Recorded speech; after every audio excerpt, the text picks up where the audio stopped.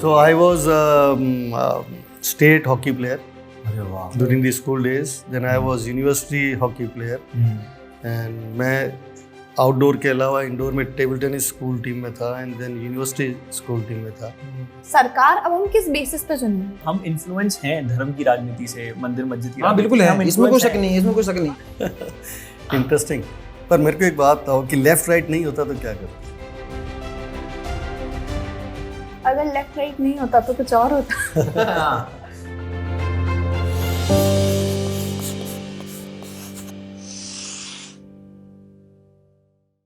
इनका जो point of view है वो थोड़ा सा राइट है और जो मेरा पोर्टफोलियो था वो लेफ्ट था. यार ये राइट लेफ्ट क्या है?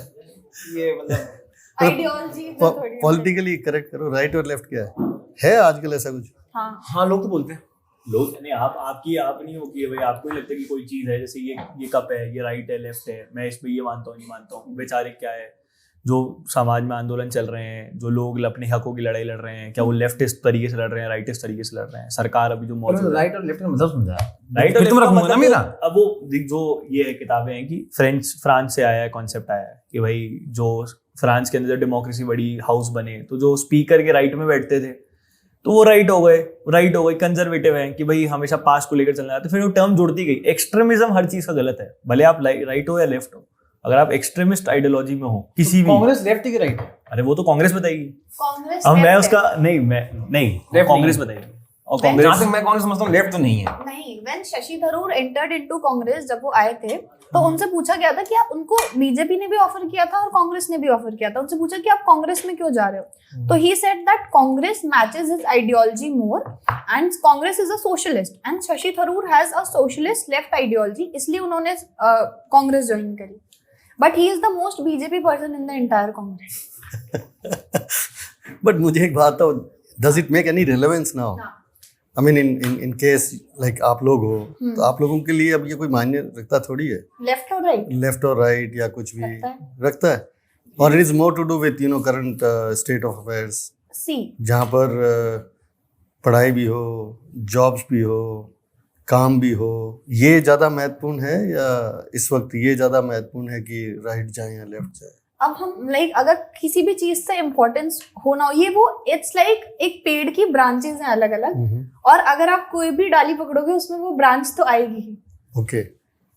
सो if I am choosing left, तो अगर मैं लेफ्टिस्ट नहीं भी हूँ, अगर मैं कह दूं कि मुझे एक सर्टेन चीजें चाहिए, मुझे चाहिए कि जो रिलीजियस वो सब होते हैं भेदभाव वो ना हो, मुझे चाहिए कि सबको समान जॉब्स वगैरह का अधिकार मिले, ये सब चीजें ना हो, तो वो चीज ऑटोमेटिकली लेफ्ट से इंक्लाइंड हो जाएगी कि ये सेंट्रल लेफ्ट है. मैंने कभी नहीं कहा मैं सेंट्रल लेफ्ट हूँ, लेकिन जो मेरी आइडियोलॉजी, मैंने इनको So you mean to say demanding job is central left?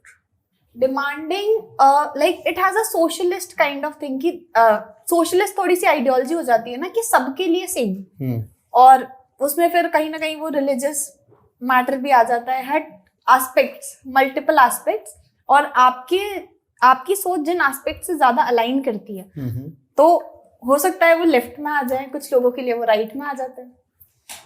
नहीं, मतलब मेरे लिए तो ये है कि द वे मेरे जीने का तरीका लेफ्ट राइट हो सकता है, मेरी पर्सनल आइडियोलॉजी लेफ्ट राइट हो सकती है, but to survive in the society, और सर्वाइव ऐसा मेरे खुद को सर्वाइव करने के लिए मैं लेफ्ट राइट नहीं हो सकता. भाई अब मेरे को व्यापार करना है, अब मैं सामने वाले की आइडियोलॉजी पूछ के तो व्यापार करूंगा नहीं, या उसका नाम धर्म पूछ के तो व्यापार करूंगा नहीं. मैं व्यापार करूंगा कि मुझे व्यापार करना है, मुझे किसी को रोजगार देना है, या फिर सामने वाला कोई स्किल सेट का आदमी है, मुझे उसको हायर करना है. अब वो भले वो कांग्रेस को वोट दे, भाजपा को दे, किसी और को भी दे, मुझे उससे क्या फर्क पड़ता है. मेरे लिए तो ये कि भाई आप मेरा काम करके दो, मैं आपको सैलरी दे देता हूँ.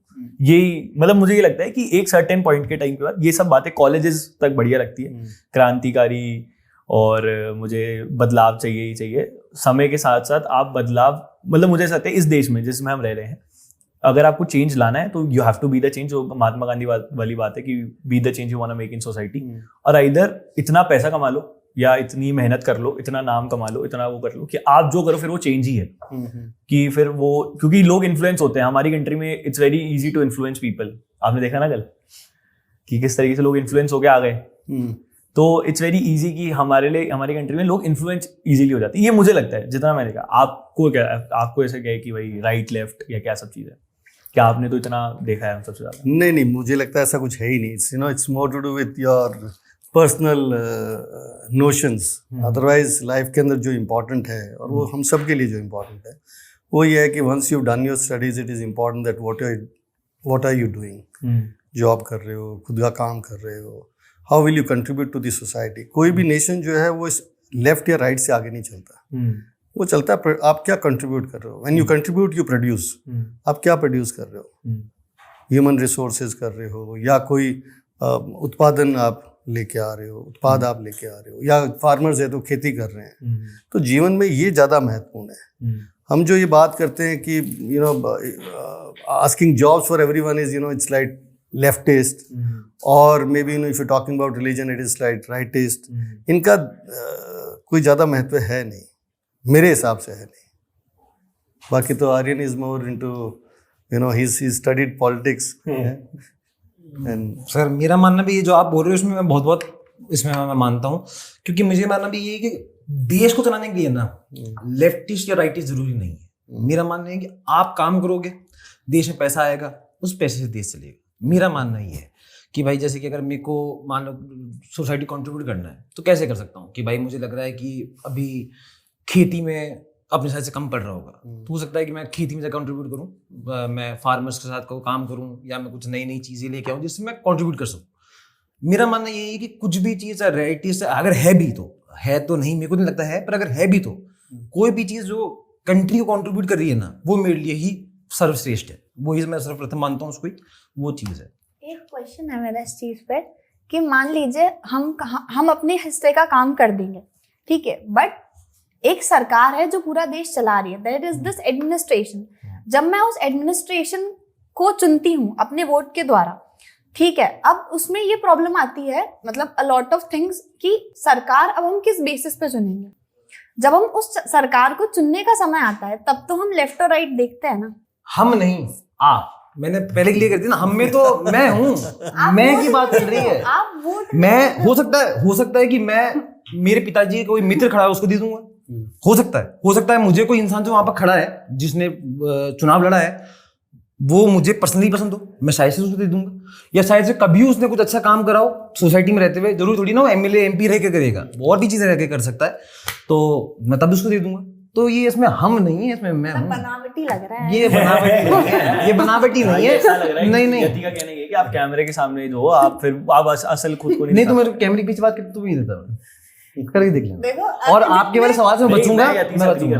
सर हम लेफ्ट राइट देखते हैं, ठीक, मैं भी देखूंगा लेफ्ट राइट। एक बारी के लिए आप व्हेनेवर यू वोट, आप सिर्फ ये नहीं देखते मतलब कि यार इसने मंदिर बनाया नहीं बनाया, या इसने कॉलेज बनाया नहीं बनाया, आप हर चीज देखते हो। आप देखते हो कि भाई जब मान के चलते कि जनरल इलेक्शंस की बात करें, लोकसभा के इलेक्शंस की, तो उसमें मेजर प्रायोरिटी रहती है कि पीएम का फेस कौन है, कि भाई इस तरफ से पीएम का फेस कौन है, इस तरफ से पीएम का फेस कौन है। एक तो वो एक वोटिंग क्राइटेरिया, एक वो हो सकता है सिलेक्टिव एलिजिबिलिटी हो सकती है मेरे वोट पाने की। दूसरा हो सकता है पार्टी क्या है। तीसरा हो सकता है उनका मार्केटिंग कैंपेन भी कैसा चल रहा है, कि रिस्पेक्टिव नैरेटिव कैसा डाल पा रहे हैं मेरे दिमाग के अंदर। तो मैं उसमें ये तो बोला था कि मुझे पर्सनली वो आदि पसंद आ रहा ही नहीं आ रहा। नहीं, वो आपकी सोच हो सकती है ना। जैसे उसने तो बोला कि हम जब वोट देने चाहते हैं तो क्या हम लेफ्ट राइट देखते हैं, आपने बोला कि आप नहीं देखते हो, आपने बोला कि मैं लेफ्ट राइट देखने की बजाय ये सब चीजें देखता हूँ। मुझे ऐसा लग रहा है कि मेजॉरिटी ऑडियंस देखती है कि लेफ्ट राइट क्या है, मतलब हम इन्फ्लुएंस हैं धर्म की राजनीति से, मंदिर मस्जिद की। हाँ बिल्कुल है, इसमें कोई शक नहीं है, इसमें कोई शक नहीं है। उन्हें भले ही वो शब्द नहीं पता होगा कि लेफ्ट ही है राइट ही है, बट उन्हें रिलीजन और ये सब चीजों के बारे में तो बहुत ज्यादा अवेयर है ना। जब मेरे पापा वोट करने जाते हैं, मेरे घर में से कोई वोट करने जाता है, तो पहली चीज जो सरकार ने उनके दिमाग में डाली है, अगर वो सीड इम्प्लांट काइंड ऑफ किया गया है कि ये XYZ हमारी प्रॉब्लम हमारी सरकार में है। जब करंट गवर्नमेंट नहीं थी उससे पहले भी कुछ और चीजें चलती थी, बट हर सरकार के मैनिफेस्टो में या कुछ चीजें रहती है कि जो वो आगे जाकर करेंगे, और हर गवर्नमेंट की एक पर्टिकुलर बैकबोन है कि हम इस बेसिस पर आगे जाते हैं। अगर मुझे ये नहीं पता कि लेफ्ट क्या है राइट क्या है, तब भी मेरी एक पर्टिकुलर आइडियोलॉजी तो है, कुछ ऐसी चीजें हैं जिनसे मैं इन्फ्लुएंस हो रही हूँ और उन चीजों के बेसिस पर मैं वोट दे रही हूँ, वही सब लेफ्ट और राइट है। इंटरेस्टिंग। पर मेरे को एक बात बताओ कि लेफ्ट राइट नहीं होता तो क्या करते? अगर लेफ्ट राइट नहीं होता तो कुछ और होता।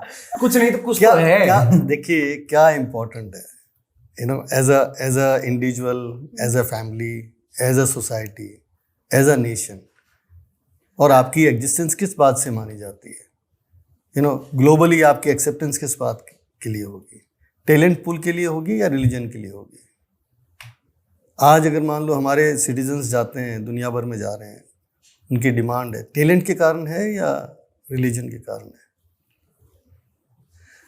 सी, ग्लोबल पर्सपेक्टिव में it's very important that end of the day what are you contributing, and as youngsters you should be absolutely clear कि भी होना क्या चाहिए। शिक्षा ऑफ कोर्स पहली प्रायोरिटी, शिक्षा के बाद क्या?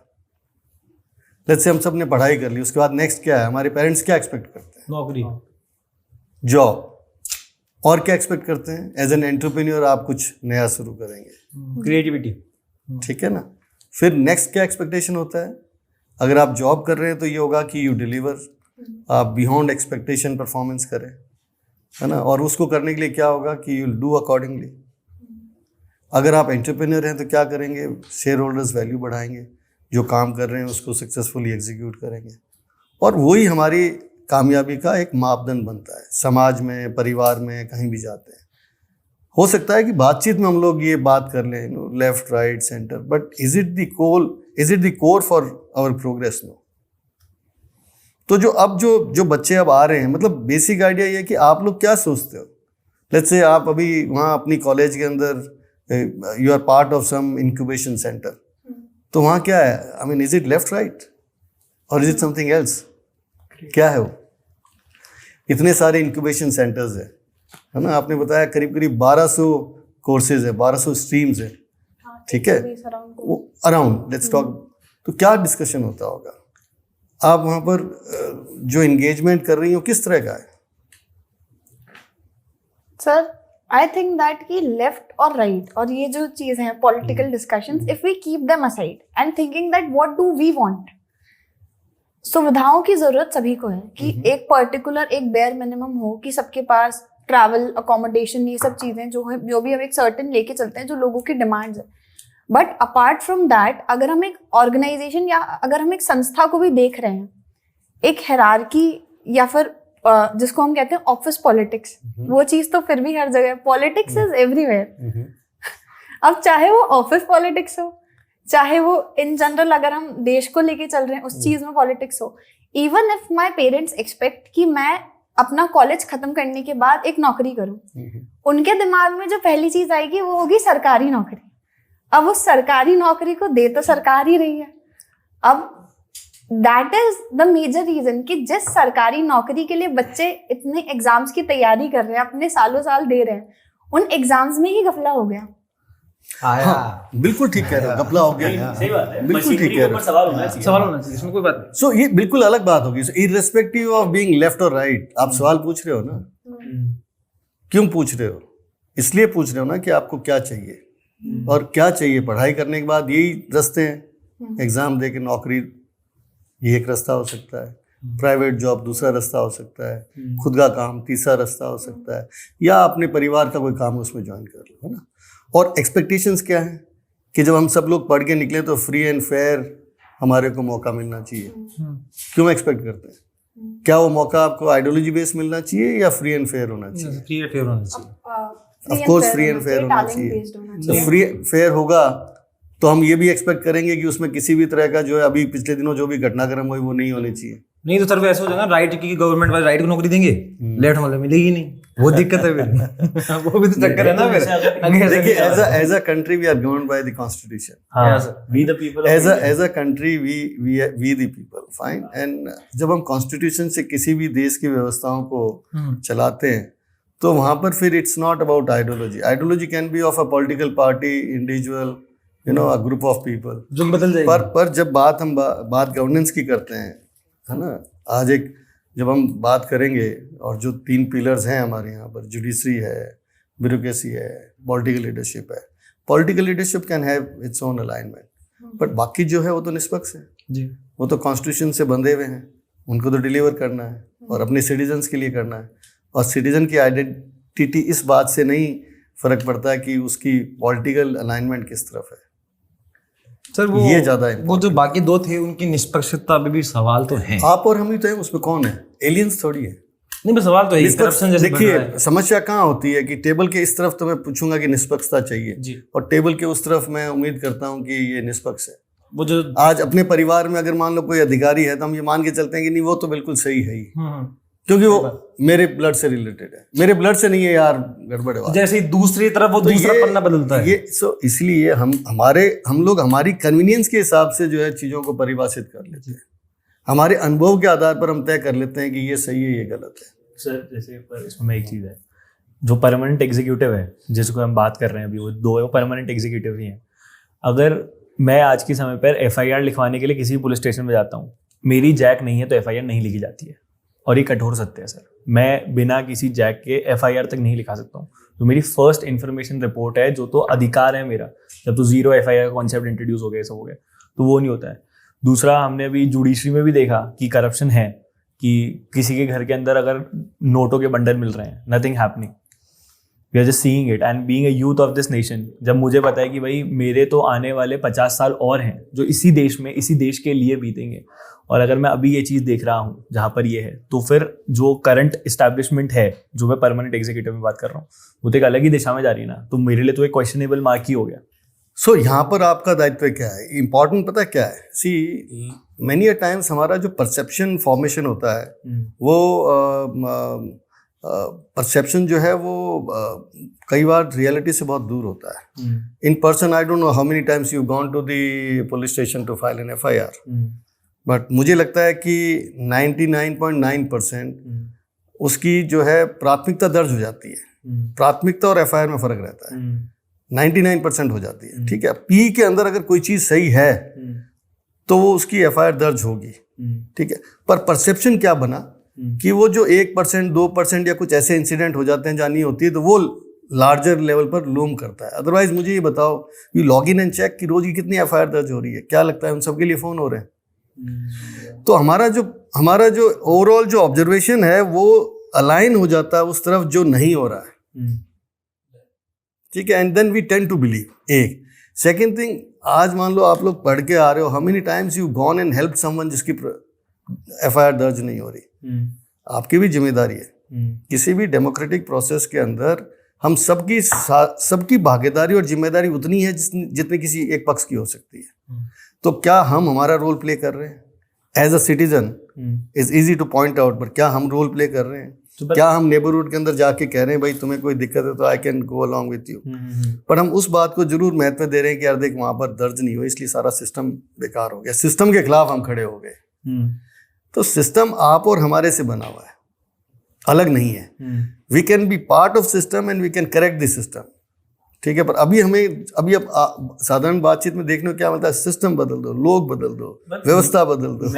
नहीं, जैसे मैं एज ए ह्यूमन हूँ, अब मैं मेरा टैक्स भर रहा हूँ, मैं रोड में रूल्स एंड रेगुलेशन का पालन कर रहा हूँ, मैं कोई चीज़ गंदी नहीं कर रहा, मैं मॉन्यूमेंट्स इन सब का जो फंडामेंटल ड्यूटीज है मैं उनका पालन कर रहा हूँ, एक मांगी सकते। अब मैंने मेरा काम कर दिया ना, अब जो बाकी का काम है वो तो वो लोग करेंगे। अब उनका भी अगर मैं वो करूँ तो फिर तो वही चीज़ हम उसमें आ गए ना, कि अगर हम डेमोक्रेसी के अंदर सब अपना अपना काम करते रहे तो वैसे भी डेमोक्रेसी बहुत इजीली फंक्शन कर लेगी। अगर मैं ये सोचूं कि यार मेरे को तो फलाना मदद करनी चाहिए, मदद करने के लिए मना नहीं कर रहा, लेकिन मेरे को इसकी मदद करनी है, उसकी मदद करनी है, ये भी करना है, वो भी करना है, तो सामने वाला तो अपना काम कर ही नहीं रहा, तभी तो किसी को आना पड़ रहा है कि अब इसकी मदद की जाए। सरकार बदल दो ना, 15 साल से लग रही है। अरे तो सरकार, मैं परमानेंट एग्जीक्यूटिव की बात कर रहा बदलो हूं। ना, सरकार का तो आता है, हर 5 साल में सरकार बदल सकते हो, हाँ, जनता। पर तुम ही नहीं बदल रहे हो, तुम ही सब सवाल कर रहे हो, तुम ही नहीं बदल रहे हो। इनके कहने का मतलब है कि सरकार का तात्पर्य है कि जब सरकार के अंदर इलेक्टेड नॉमिनीज चेंज करते हो, वैसे जो है परमानेंट को भी चेंज करते हो ना। अगर आप ब्यूरोक्रेसी को भी उन पे चेंज सवाल कर रहे हो, फीडबैक सवाल कर रहे हो तो उसको बदलो फिर भाई। अगर आपको उससे दिक्कत भी है बदलो भी उसको। मेरा आपसे सवाल, अच्छा, अभी सरकारी नौकरी की बात आई, आदमी सरकारी नौकरी क्यों करता है? मेजर रीजन फॉर सरकारी नौकरी क्या है? Job stability. नहीं, अगला सवाल मैं वही पूछने वाला। नहीं, जॉब स्टेबिलिटी तो मेजर रीजन है to do a government job, कि भाई मेरी जॉब स्टेबल है। ज्यादा से ज्यादा क्या होगा? सस्पेंड कर देंगे। मैं ऐसा कोई काम ही नहीं करूंगा सस्पेंड वाला, तबादला हो जाएगा, तबादला वही पनिशमेंट पोस्टिंग। बट गवर्नमेंट सबको एक्यूमुलेट थोड़ी कर सकती है। I mean we are 150 million people. अब इतनी गवर्नमेंट सबको अक्यूमुलेट नहीं कर सकती, बट कहीं ना कहीं गवर्नमेंट का काम ही वही है कि जितने भी लोग हैं देश में उनको चलाने की जो जिम्मेदारी है लोगों ने। पहले तो अपन ये बात करते हैं गवर्नमेंट क्या है। I mean it's not us and them. First and foremost हमें इस बात पे चर्चा करनी चाहिए कि सरकार है कौन। तो क्या आप और हम सरकार है? क्या वो सरकार है और हम खाली मूक दर्शक है? We are part of this. देखिए किसी भी हेल्दी डेमोक्रेटिक प्रोसेस के अंदर और किसी भी डेमोक्रेटिक कंट्री के अंदर इट्स वेरी इंपॉर्टेंट, सबसे इंपॉर्टेंट रोल और जवाबदेही सिटीजन की है। As citizens we want to escape, we want to revolt. Revolt against whom? Escape from what? Reality. हमारी देखिए ये तो समझने की जरूरत है ना। It's easy way out. क्या होता है कि आज to build a nation you need to put in lot of efforts, you need to negotiate lot of path, fine, but to criticize we just need a cup of coffee and we can do it. मेरे कहने का मतलब है as you know youngsters, as an upcoming you know citizens of this country, जिसके ऊपर हो सकता है कि आने वाली जनरेशन देख रही होगी, तो आप लोगों की जन भागीदारिता जो है वो बहुत ज़्यादा बढ़ जानी चाहिए, ठीक है ना। आज जो हम देखते हैं हर जगह आक्रोश है, आंदोलन है, विरोध है, पर वो विकल्प नहीं है। Can you criticize and create a alternative? No. Alternative requires participation. I and you can, हम लोग बैठ करके क्रिटिसाइज कर सकते हैं, बस कहीं ना कहीं तो करना पड़ता है ना भाई। अगर सरकार नहीं सुनेगी तो इंसान को सड़कों पे आना पड़ रहा है, कोई ना कोई वजह होगी, इंसान परेशान होगा। बताओ, सरकार तो सुन रही है, मैं परमानेंट एग्जीक्यूटिव पर भी सरकार कौन है? सो permanent executive is part of government. Government is not, इसे गवर्नमेंट का मतलब ये नहीं कि खाली इलेक्टेड नॉमिनीज या इलेक्टेड जो लोग हैं। सरकार का मतलब है पूरा सब कुछ, पूरा सिस्टम। सुन कौन नहीं रहा? हमने, चलो आपका क्या अनुभव है, लेट्स डिस्कस कि जैसे कि सर मेरा मानना, आर्यन अपने जीवन का ऐसा अनुभव बताओ जहाँ पर सरकार नहीं सुन रही थी और फिर जो है कुछ करना पड़ा। मेरा ऐसा नहीं है ना, मैं ये परसेप्शन बन गया है कि सरकार नहीं सुन रही। नहीं सर, मैं बता सकता हूँ मैं कहाँ सर। मैं ऐसा ही तैयारी कर रहा था, अभी राजस्थान एसआई का पेपर था थोड़े दिनों पहले, उसका वो जो भी आपने देखा कि वो पेपर लीक हुआ। मुझे लगता था कि जितना उन्होंने टाइम लिया ना उसको सॉल्व करने में, वो अगर वो थोड़ा पहले ले लेता ना तो बहुत सारे युवाओं की जिंदगी बच जाती। मुझे को ऐसा लगता है बहुत लोगों की दिक्कतें हुई हैं। मैं खुद की पर्सनल ऐसे दोस्त हैं जो पहले सेलेक्ट हो गए पर बाद में रद्द हो गया, तो मुझे बहुत दिक्कत चल रही। तो वो सर मेरा उस पर थोड़ा सा है। नहीं सही है ये बात, बिल्कुल। भाई आप देरी मत करो, आप ठीक है काम कर रहे हो, पर वो कुछ काम बहुत देर के बाद काम रहता है। लेट्स से अगर आप भी कोई जिम्मेदारी दी जाती तो क्या करते हैं? सर मैं अगर मेरी ही बात चल रही है, हाँ सर मेरे को दे दी, तो मैं जितना जल्दी हो सकता था। भाई मुझे पता लग गया मेरी गलती है। पहली चीज तो मैं देखता शायद से मेरे से काम हो पा रहा है, नहीं हो पाता ना, तो मैं उसको वहीं छोड़ देता कि भाई शायद से मेरे से कोई और अच्छा इंसान होगा जो कर सकता है, मैं उसको दायित्व देने की कोशिश करता। और अगर मैं कर सकता हूँ तो मैं उसको कितने जल्दी, कितने ज़्यादा सोल्यूशन, कितने सारे लोग चाहिए। मैं होता है ना कि मेरे से अकेले से नहीं हो रहा, मैंने 5 लोग बुलाए जो उतने ही दिमाग से विकसित है, जो कर सकते हैं काम, उन साथ बैठाऊंगा, लगातार उनकी मीटिंग्स लूंगा, लगातार देखूंगा भी कैसे, क्योंकि युवा तो जरूरी है भाई, युवा ही देश चलाएगा। आपको नहीं लगता कि समाज की समस्या है? क्योंकि पेपर लीक हो रहा है तो कौन करवा रहा है? पेपर कौन खरीद रहा है? आप और हमारे में से? नहीं सर, वो मैं गलती मानता हूँ, मैं पूरी गलती मानता हूँ। अगर पेपर लीक हुआ है तो किसी ने लीक करा तो तुमने लिया क्यों? लेते मत, पहली बात तो मना कर सकते तुम। बट जब ठीक है गलती कर दी, हम आपके बच्चे हैं, हमने गलती कर दी, मान लिया ये गलती वैसे नहीं है, माफी लायक नहीं है, बट उन 2-3 की वजह से जो बाकियों की जो जिंदगी बर्बाद हुई है ना, उसके लिए तो आपको कुछ करना पड़ेगा भाई। वो तो हाथ से निकल गई बात, उसको आप करते रहना, बट साइड बाय साइड आपको ये भी देखना पड़ेगा कि 4 के पीछे 40 लाख नहीं सफर कर सकते, मेरा मानना है। तो बात सही है, और इसको कम से कम समय के अंदर जो है करना चाहिए था भाई। ठीक है आप वो कम से कम समय, क्योंकि इतना वही बहुत देर के बाद में वो चीजें और वो मतलब रहता नहीं, मेरा मानना है। पर ये जरूर है कि अगर ये जिम्मेदारी आपको होती तो आप या तो करते या छोड़ देते। और सही से करता, मेरा ये कहना है। इंटरेस्टिंग। नहीं सर सही है। हमें मशीन, मतलब आपकी बात सही है कि अगर हम सब एक दूसरे की मदद करें या सब एक दूसरे का काम करते रहे, चलते रहे, अपना काम भी करते हैं, तो फंक्शनल डेमोक्रेसी चल सकती है। मैं इस पे बात बोलना चाहूंगा सर, ये जो बोल रहे हैं ना, पर ये मदद कर सकते हैं दूसरे की। मैं गया था 2-3 बार मदद करने, उल्टी मुझे गाली पड़ी उनसे। फिर पता आदमी पता क्या होता है, जैसे कि मान लो मैं सर वो एक गार्डन वाला इंसिडेंट हुआ क्या सर, एक गार्डन था अपने, मैं जगह नहीं बताऊंगा, नहीं पर ऐसे बताना नहीं चाहिए, अच्छा लगता, बट मैं बताऊँ, एक गार्डन था, ठीक है, तो there was a couple sitting there, ठीक है, तो लड़का लड़की बैठे थे, तो लड़की चिल्ला रही थी बहुत तेज, ठीक है, मेरे को आवाज आई, मैं भाग के गया भाई, सीधी बात है, लड़की चिल्ला रही तो मेरा मतलब कहीं से भी हर तरीके से मुझे जाना चाहिए, मैं चले गया। वो लड़की मेरे पास आ गई कि मेरे को हैरेस कर रहा है, ठीक है, मैं क्या हो गया, मैं उस लड़की को रोक दिया और मैं हैंड टू हैंड 112 पे फोन करा, पुलिस वाले आ गए, ठीक है, पुलिस वाले आ गए, लड़की मुझे खुद नहीं बुलाया, पुलिस वाले आए, मैं पुलिस वाले को वहाँ पे जाके ले गया, वहां जाती लड़की पलट गई कि नहीं इसको कुछ मत करो, ये तो सही है, इनकी गलती है। और मैं क्या करूं वहां पे, मैं तो फंस गया। खैर मेरे पास अच्छी बात थी, मैंने उसकी रिकॉर्डिंग कर ली थी, तो मैं पुलिस से दिखा दी भाई ये बात है तो आप देख सकते हो। बट फिर अगली बार से मेरा मन करने का, वो हेल्प करने का मन खत्म हो जाएगा, क्योंकि मेरे साथ इंसिडेंट हो गया। तो वो चीज़ भी एक साइड से फैक्टर होता है कि भाई लोग शायद मदद करने जाते होंगे बट उसका परिणाम अच्छा नहीं मिलता हो तो लोग नहीं करते हैं। फिर कोई अपने जीवन में बेफालतू परेशानी नहीं चाहता, मेरे को ऐसा लगता है। तो इसका ये थोड़ा नहीं, ठीक बात है, मतलब ऐसे इंसिडेंट होते हैं, ये कोई वो नहीं है। पर फिर भी क्या होता है, देखो एक बात मान के चलिए, अगर दुनिया के अंदर सबसे ज़्यादा चैलेंजिंग अगर कोई व्यवस्था है तो डेमोक्रेटिक प्रोसेस है। It's not easy. और डेमोक्रेसी ऐसे ही नहीं मिलती। मतलब आप ये समझिए कि आप स्वतंत्र हो, ठीक है, आप बहुत सारी चीज़ों से अलग हो और आप एक सिविलाइज सोसाइटी का हिस्सा हो। तो ऐसी परिस्थितियों के अंदर इसको रिटेन करना और इसको प्रोग्रेसिव बनाने के लिए आपको बार बार अपने प्रयास जारी रखने पड़ेंगे, ठीक है ना। फ्यूडलिज्म सबसे आसान है, आप एक ओबेइंग पर्सन बन के रह जाओ, अगले राज कर रहे हैं वो जैसा कह रहे हैं वैसा आप करते जाओ। पर वी डिसाइडेड, जब देश आज़ाद हुआ हमने तय किया कि हमारा देश जो है वो एक स्वतंत्र देश होगा, अपने स्वयं के तरीके से काम करेगा, अब हमारा खुद का एक कॉन्स्टिट्यूशन होगा, ठीक है, हम एक इलेक्टेड फॉर्म ऑफ गवर्नमेंट लाएंगे, ठीक है, और जो नागरिक है उसको अधिकार होगा कि वो सरकार को बदल दे, सरकार के काम की समीक्षा करे, ठीक है।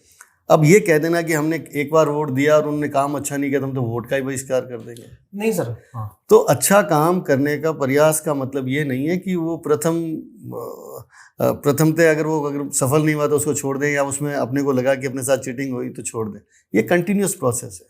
और यही अगर हमने सरकार को इलेक्ट कर लिया, सरकार आ गई, हमने सोच समझ कर ही उन्हें वोट दिया कि ठीक है ये पुरानी सरकार है, अब जो नई सरकार आएगी उसमें हम ये बदलाव देश में चाहते हैं, ये समझ के हमने उन्हें वोट दे दिया, सरकार आ भी गई, लेकिन सरकार से कुछ गलतियां भी हुई। Obviously the system is critical and हम बहुत ही बड़ी जनसंख्या है और इन सभी को संभाल के एक साथ चलना बहुत मुश्किल है।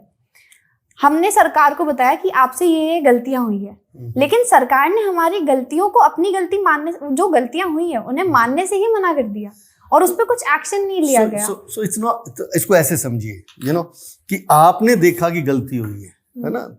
हम 4 जने बैठे हैं, सबका अपना एक नजरिया है, एक काम सही भी हुआ है गलत हुआ है, मेरे नजरिए में वो सही है, आपके नजरिए में गलत है, यही तो है ना, लेफ्ट एंड राइट, ठीक है। हो सकता है आपको गलत लग रहा हो, अब आप चाहते हो कि क्योंकि मेरे को गलत लग रहा है इसलिए सही होना चाहिए। सर पेपर लीक तो गलत ही है, तो गलत है, उसको सब मान रहे हैं। आप देखिए कि पेपर लीक की जो घटना हुई है, इस घटना को लेकर के शायद सभी ये मान रहे हैं कि ये काम गलत हुआ है, और इसीलिए उस काम को दोबारा अंजाम देने के लिए कमिटीज बनी है, कोर्ट के आदेश आए हैं, और एक पूरा सिस्टम इस बात को लेके और काफ़ी अलर्ट हो गया है कि ये जो घटना हुई इसकी दोबारा पुनरावृत्ति नहीं हो। पर हम लोग ही तो शामिल हो रहे हैं भाई, आज हमारे देश के नागरिक हैं वही तो पेपर लीक करवा रहे हैं, वही पेपर लीक कर रहे हैं, और वही हैं जो इससे प्रभावित भी हो रहे हैं, है ना, और उसके कारण ही उनकी समस्याएं बढ़ती जा रही है कौन?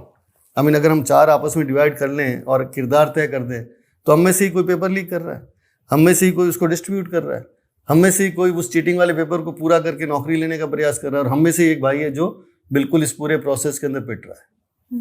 तो ये सामूहिक जिम्मेदारी है, और ये जिम्मेदारी जो है वो सामाजिक रूप से हम लोगों को तय करना पड़ेगा कि ईवल्स को हम कैसे खत्म करें।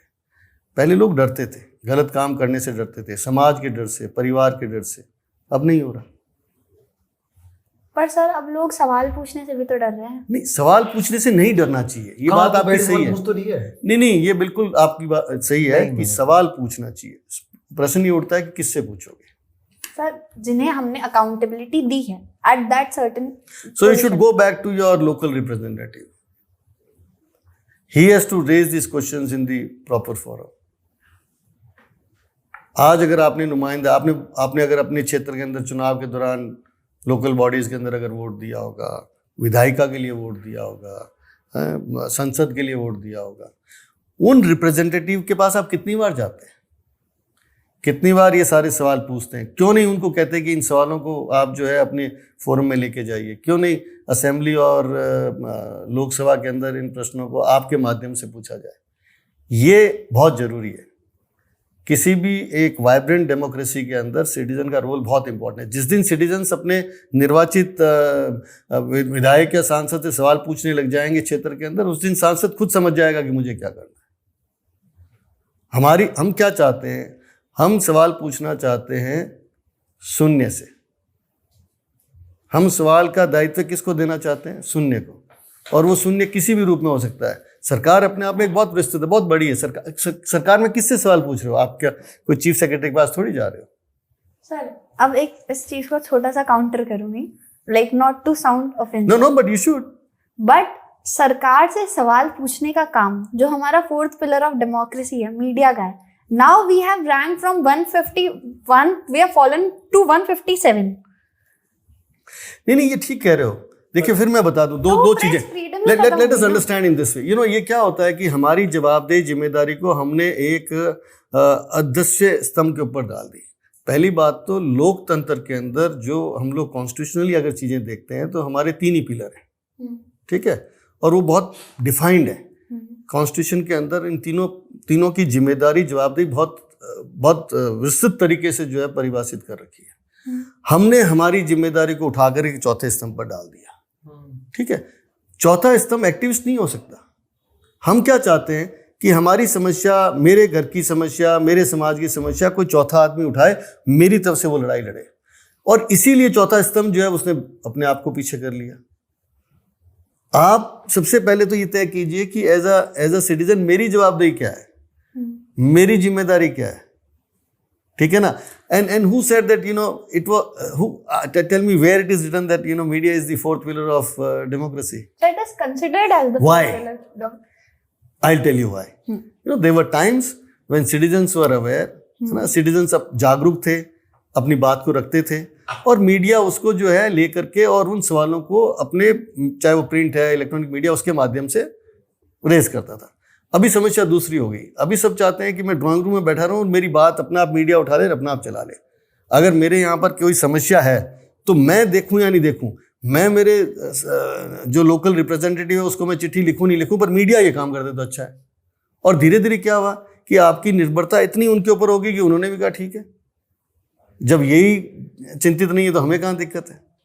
एंड देन धीरे धीरे हर वक्त क्या होता है कि आज क्या होता है कि दो चीज़ें होती है। एक होती है जो आप लोग एक नागरिक के तौर पे उठाते हैं, एक जो सरकार चाहती है कि हम ये अच्छा कर रहे हैं, तो मीडिया को भी वो अच्छा लगने लग गया कि जो सरकार कह रही है वही करो ना, आसानी से कहना है, क्यों घूमे। तो मतलब सबसे पहले थोड़ा सा आप समझा पाते हैं जो मीडिया क्या कह रही है, मीडिया क्या करनी है। मीडिया को अगर सरकार कह रही है कि हमारी अच्छी योजनाओं का आप जो है लोगों के बीच में लेके जाइए, तो अपने माध्यम से ले जाते हैं, कहाँ दिक्कत है।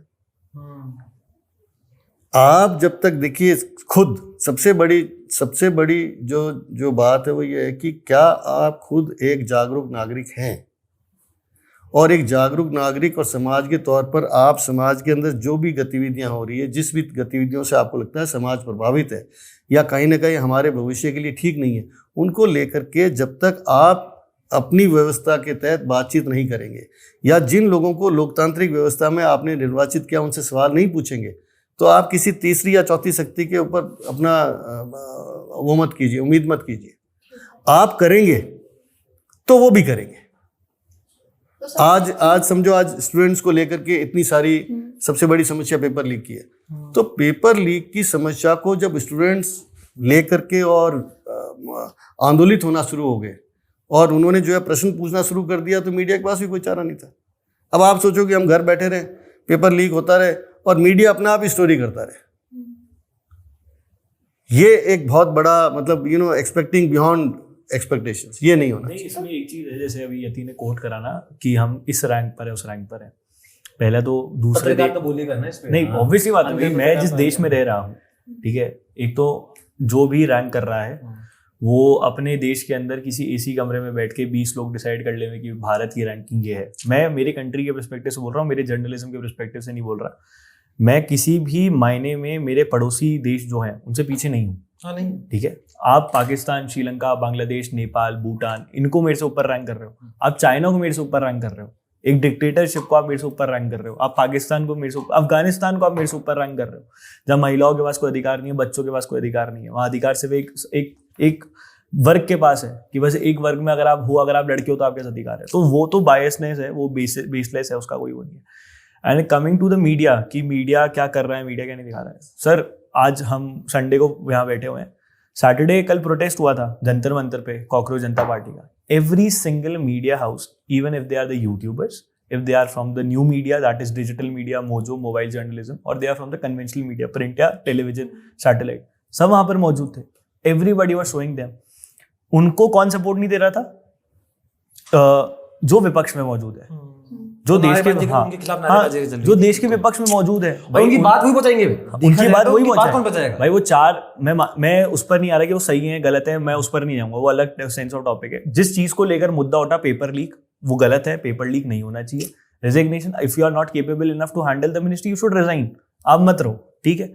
लेकिन कोई भी वहां पर 500 लोग खड़े हो जाएंगे, 500 लोग तो रेवोल्यूशन नहीं ला सकते। रेवोल्यूशन तो वही लाएगा जो वहां पर बैठा हुआ है, जिसको चूज करके भेजा गया है। वो तो सीजेपी ऐसी किसी भी मूवमेंट को सपोर्ट ही नहीं कर रहा है। तो मीडिया तो दिखा रही है, मीडिया तो खुलकर एक एक चीज पे, मीडिया ने तो हीरो बना दिया ना, मीडिया तो सब कुछ कर रही है इस देश में। मीडिया हर कुछ करता है। जैसा सर ने बोला कि हम यही चाहते हैं कि मेरा दुख सामने वाला बोल दे, सामने वाला उसका निवारण कर दे, मैं मेरे घर में बैठा रहूं, मेरे घर पे पत्थर भी चले तब भी मैं बैठा रहूं कि नहीं मेरे बच्चे को रोक लूं कि तू लड़ने मत जा, पड़ोसी का बच्चा देख लेगा। हमारे में वही मेंटालिटी है।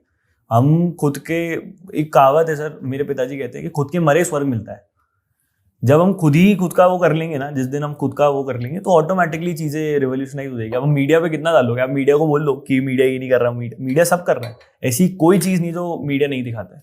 इसकी बात सीधी मेरे को ऐसा लगता है कि हर चीज़ प्रोज एंड कॉन्स है। तो अगर मीडिया की अच्छाई है तो बुराई भी है, इसमें कोई शक नहीं है सर। तो वो डिबेट एंडलेस है कि लोग बुराई गिनाते रहेंगे, लोग अच्छाई गिनाते रहेंगे। बट मेरा मानना यही है कि अगर भाई मीडिया है ना तभी चीज़ें पहुंचती है। अगर कल मीडिया वहाँ नहीं होती तो मैं यहाँ बैठा बैठा तो मैं घर पे देख रहा था, देख नहीं पाता, मैं नहीं देख पाता। अगर मैं सोशल मीडिया यूज़ नहीं करता हूँ, जैसे मैं नहीं करता हूँ, मैं पर्सनली तौर पे नहीं करता हूँ, मैं किसी इंस्टाग्राम वगैरह यूज़ नहीं करता हूँ, तो अगर मैं कैसे देखूंगा? टीवी पे देखूंगा। तो टीवी तो भाई सीधी बात है, कोई मीडिया का चलाएगा तभी देख पाऊंगा, वरना मैं कैसे देखूंगा? तो अगर वो चाहते हैं कि जो भाई सब लोग नहीं चला रहे ना, भाई मेरे माताजी पिताजी नहीं शायद से इतने ज्यादा मॉडर्न की वो चला पा रहे हैं फोन, तो वो तो मीडिया थ्रू देखेंगे। तो मीडिया के होना जरूरी है, किसी भी देश का है ही भाई, वो तो उसमें कोई शक नहीं है। मीडिया का होना जरूरी है, बट आजकल फोन सभी के पास है, और फोन और कैमरा ये बहुत ही नॉर्मल चीज है कि ठीक है ये सुविधाएं बेसिक सबके पास अवेलेबल है। अगर कोई ऐसी घटना हो रही है जो मुझे पसंद नहीं आ रही, मैं उसको तुरंत अपना फोन उठा के रिकॉर्ड करके उसे इंस्टाग्राम पे डाल सकती हूँ।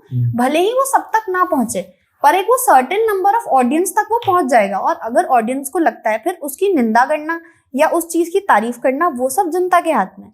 लेकिन what is the correct way to ask a question, जिससे हमारे सवाल का जवाब भी मिल जाए, वो चीज एकदम ऐसे ऑफेंसिव भी ना हो कि गलत तरीके से वो पूछी गई या गलत इम्पैक्ट लाया गया। ठीक है, तो मैं ये पूछना चाहती हूँ कि एक सवाल पूछने का सही तरीका क्या है? सबसे पहले तो सवाल किससे पूछना है, किस संदर्भ में पूछना है?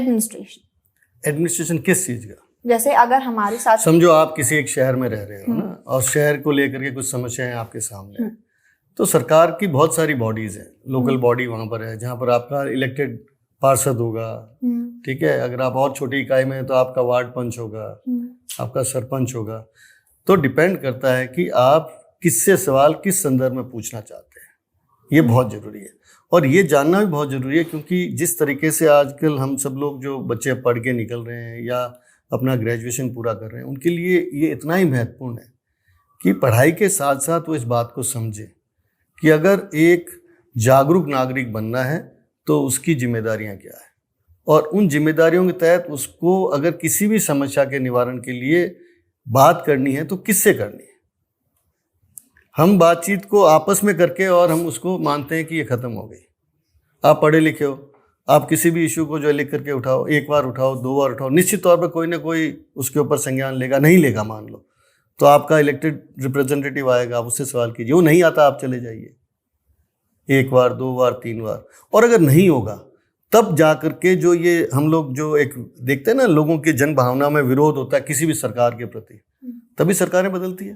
वो इसी चीज़ को लेके होता है कि जो आपका कमिटमेंट है। दो तरह की चीज़ें होती है, एक व्यवस्था को सुचारू रूप से चलाना, और दूसरा योजनाएं लेके आना जिससे कि हमारा समाज और देश आगे बढ़ सके। ये दो ही चीज़ें होती है। मैनिफेस्टो में क्या होता है, यही कहते हैं कि ये जो व्यवस्था है इनको तो हम इस तरीके से चलाएंगे, और ये हमारी योजनाएं हैं जो हम लेके आएंगे, जिससे कि आम नागरिक या व्यापारी वर्ग या छात्र वर्ग है, इनको हम ये योजनाएं देंगे जिनको लेकर के लाभान्वित होकर आगे बढ़े। अब हम उसी हिसाब से अपने मत का प्रयोग करते हैं कि नहीं साहब मैंने असेसमेंट किया, इनका ठीक है, इनका खराब है, मैं इनको देता हूँ, और उसी हिसाब से सरकारें बनती है। उसके बाद की जो जिम्मेदारी है, समस्या कहाँ आती है, उसके बाद हम खाली विरोध करते हैं। समस्या अगर कोई है तो समस्या को लेकर के जिस तरह का उचित पत्र व्यवहार करना चाहिए या फोरम के ऊपर जाके बात करनी चाहिए, वो हम धीरे धीरे बंद कर देते हैं। और हम फिर इंतजार करते हैं कि भाई अब अगले 5 साल आएंगे तब हमने फिर विरोध करना है, फिर एक सत्ता परिवर्तन करेंगे, फिर वही लोग आएंगे। अब ये भूल जाते हैं कि सत्ता के अंदर जो लोग हैं वो तो फिक्स हो गए, जब तक कोई रिटायर नहीं होता तब तक नया नहीं आता। और जो ब्यूरोक्रेसी के अंदर हैं उनका अपना एक समय, 25 साल, 30 साल, 35 साल, ठीक है ना, and they are known as public servant. अब अगर वो पब्लिक सर्वेंट है और आपके टैक्स पेयर्स के पैसों से उनकी व्यवस्था चलती है तो बिल्कुल आपका राइट बनता है। इसलिए इम्पॉर्टेंट है कि हम सिविल सोसाइटी के अंदर आपस में बैठ करके जब भी किसी चीज़ पे विचार विमर्श करें, उसको उसके मुकाम पर पहुंचाने के लिए हम इस रूट को जरूर फॉलो करें। और वो नहीं करते, यही कॉलेज में करते हैं। कॉलेज में भी अगर कोई समस्या है, अब आप लोग कॉलेज में पढ़ रहे हो तो हम नहीं, मतलब अमूमन हमने देखा कि एडमिनिस्ट्रेशन के पास बहुत कम बात लेके जाते हैं, फॉर्मल रूप से नहीं ले जाते, विरोध जाहिर कर देते हैं, ये व्यवस्था है नहीं है। पिछले दिनों यही राजस्थान यूनिवर्सिटी के एक छात्र नेता से बात हो रही थी, तो बता रहा था कि देखो फीस के अंदर इन लोगों ने इतने प्रोविजंस कर दिए हैं, हमसे फीस लेते हैं और फिर उस मन पे खर्च नहीं करते। जब से बोले मैंने ये मुद्दा उठाना शुरू किया है तो उन प्रशासन के चेहरे पे जो है सल पड़ने लग गए। क्यों? क्योंकि वो नहीं कर रहे थे। और जब हमने ज़्यादा उठाना शुरू किया तो अब वो इस बारे पे विचार कर रहे हैं कि नहीं यार ये नहीं किया तो दिक्कत हो जाएगी। तो आप और हमारी सबकी जिम्मेदारी बनती है, और विशेष तौर से जो युवा लोग हैं जो अभी आ रहे हैं सिस्टम के अंदर, उनकी बहुत बड़ी जिम्मेदारी है। पहले ऐसा होता था, अगर आप पुराने इतिहास में जाके देखोगे तो लोकतंत्र जब बना था, देश आज़ाद हुआ था, तब नागरिक ज़्यादा जागरूक था। शिक्षा का अभाव था पर नागरिक जागरूक था। अपनी समस्याओं को लेकर के जो नेता लोग आते थे और जो कमिटमेंट करते थे वो फुलफिल नहीं होते तो लोग उनसे सवाल पूछते थे। तो कहीं ना कहीं यूँ लगता है कि जब नई जनरेशन अगर आई है और नई जनरेशन की अपेक्षाएं और उम्मीद बढ़ी है तो उसके अंदर उनकी जिम्मेदारी बढ़ जाती है। तो जागरूकता धीरे धीरे कम हो रही है लोगों में। जागरूकता 2 तरीके की होती है। एक तो होती है जानकारी, क्योंकि हमारे पास संसाधन बढ़ गए इसलिए हमारे पास दुनिया की जानकारी है। अभी बैठे बैठे हम तय कर लेंगे पाकिस्तान में तेल का प्राइस क्या है और वहाँ इंडेक्स क्या है, वो क्या है। पर हमारी जागरूकता के साथ जो जिम्मेदारी और हमारी जिम्मेदार लोगों को प्रश्न पूछने की जो एक हेल्दी डेमोक्रेसी का जो एलिमेंट था वो धीरे धीरे कम हो रहा है। उसका उतना ही होना जरूरी है, पहले ही था। पुराने टाइम के अंदर लोग किसी भी तरीके से, अगर मान लो जिला का कोई जिला कलेक्टर है, डीएम है, तो उसके पास जाके और प्रश्न पूछने में हिचकिचाते नहीं थे। और जो जिला कलेक्टर होता था उसकी जवाबदेही होती थी। अभी मुझे नहीं लगता अगर आप लोग कभी मिले भी हो, क्या कभी आपने जाके प्रश्न भी पूछा होगा? नहीं। तो जानकारी बढ़ रही है और जानकारी का भी जो है दायरा बढ़ता जा रहा है। पर जो एक सिटीजन की जिम्मेदारी होती है, उस जिम्मेदारी में कहीं ना कहीं जो है आवश्यकता इस बात की है कि हम उसको सही तरीके से नहीं निभा पाने के कारण इस तरह की बातें। जनता जानकार है पर जिम्मेदार नहीं है। मैं ये नहीं कह रहा जानकार है जिम्मेदार नहीं, पर मुझे यूँ लगता है कि कहीं ना कहीं टेकन फॉर ग्रांटेड है। मतलब उनको लगता है चलने दो, ज्यादा फर्क नहीं पड़ रहा। सोर्स टू कंज्यूम नॉलेज तो बढ़ गया है, एग्जीक्यूट द नॉलेज पे हम थोड़ा सा उसमें आ गए हैं कि हम कहाँ एग्जीक्यूट करेंगे। मुझे तो लगता है कि ये इसलिए हो गया कि हम बिजी, हम या तो डिस्ट्रैक्टेड बहुत हैं। जैसे हमारी जनरेशन है, हमारी जनरेशन डिस्ट्रैक्टेड बहुत है कि हमारे पास इतना सोर्स ऑफ इन्फॉर्मेशन है, इतना सोर्स ऑफ नॉलेज है, इतनी चीजें करने को कि मुझे कल को अमेरिका में कोई ट्रेंड चालू हो गया है, वो इंडिया में उसका अभाव बढ़ गया है तो मुझे वो भी करना है। जनता को खुद का वो दिखाना है, सोशल मीडिया को दिखाना है, करना है। तो ये मुझे लगता है दिस इज द प्राइमरी। तो इंसान खुद में बहुत सेल्फ ऑब्सेस्ड हो गए। हाँ, मैं खुद में बहुत ज्यादा हो गया। पिकल बॉल एक स्पोर्ट है, ठीक है। अब जैसे आपने खेला है? मैंने देखा, खेला नहीं है। अब पिकल बॉल हमारी एज ग्रुप के अंदर बहुत ज्यादा प्रोमिनेंट हो गया है। इधर आपको खेलना है नहीं, उससे फर्क नहीं पड़ रहा, पर वो प्रोमिनेंट हो गया है। आप एक ना एक बार जाओगे, इवन इस पॉइंट ऑफ टाइम पे भी जयपुर में पिकल बॉल कोर्ट ऐसे बन रहे हैं कि they are introducing cafes and pickle ball at the same point of time. You can buy things. उसकी वजह ये है क्योंकि विनम्र क्या था, तो वो चले गया, तो शायद से मैं कहीं लैग कर रहा हूँ उस चीज में, तो मैं चल जाता हूँ। Distraction, FOMO which is the fear of Fear of missing missing out. out. And FOMO is like growing very rapidly कि अगर मेरे साथ वाला व्यक्ति कोई चीज कर रहा है और और मैं नहीं मैं कर उस रहा। चीज में या तो मैंने नहीं करी, तो मेरे पास उस चीज के बारे में जब मेरे साथ वाले लोग बात करेंगे तब मेरे पास बोलने के लिए कुछ नहीं होगा, क्योंकि तब तो मैं थी नहीं। तो ऐसी जगह पर फोमो ट्रिगर कर जाता है। ये मेरे साथ हुआ सर, मैं थोड़ी देर में कहीं बैठा था, तो 5 लोग, 5 के पास आईफोन थे, ठीक है, मेरे पास सैमसंग का फोन है, तो वो आईफोन की बात चल रही थी, तो मैं सवाल पूछा उनको कि जैसे मेरे पास नहीं है तो मुझे समाज एक्सेप्ट तो कर लेगा ना, तो वो वैसी चीज है कि भाई देखिए ये बहुत ज़रूरी है, बहुत इंटरेस्टिंग चीज़ है। और मैं कई बार बातचीत होती है तो गांधी को रेफ़र करता हूँ, और ऑब्वियस है क्यों रेफ़र करता हूँ, क्योंकि वो बहुत एक मजबूत परिवार से थे, है ना। उनके पिताजी दीवान थे, which is equivalent to prime minister of a city, ठीक है। संसाधनों की शायद कमी नहीं थी, और उस दौरान वो विदेश भी पढ़ने गए, ठीक है। और एक टाइम था जब उनकी इनकम जो है वो बहुत ही बढ़िया थी। साउथ अफ्रीका में भी वो रहे तो एक बहुत बढ़िया घर के अंदर रहे, ठीक है ना। पर जब उन्होंने जब ये देखा कि किस तरीके से साउथ अफ्रीका के अंदर अंग्रेजों के कारण भारतीय जो वहाँ गए हुए थे, उनके ऊपर जो अत्याचार हो रहा था, या जब यहाँ आए और यहाँ घूम फिर करके उन्होंने जब देश को देखा और समझा, तो उनके सामने ऑप्शंस थे। वो इजीली एक बहुत बढ़िया लाइफ जी सकते थे, पर उन्होंने एक्सपेरिमेंट विद ट्रुथ और सत्य के नज़दीक जाने की जो एक सोच थी उसके ऊपर काम शुरू किया, ठीक है।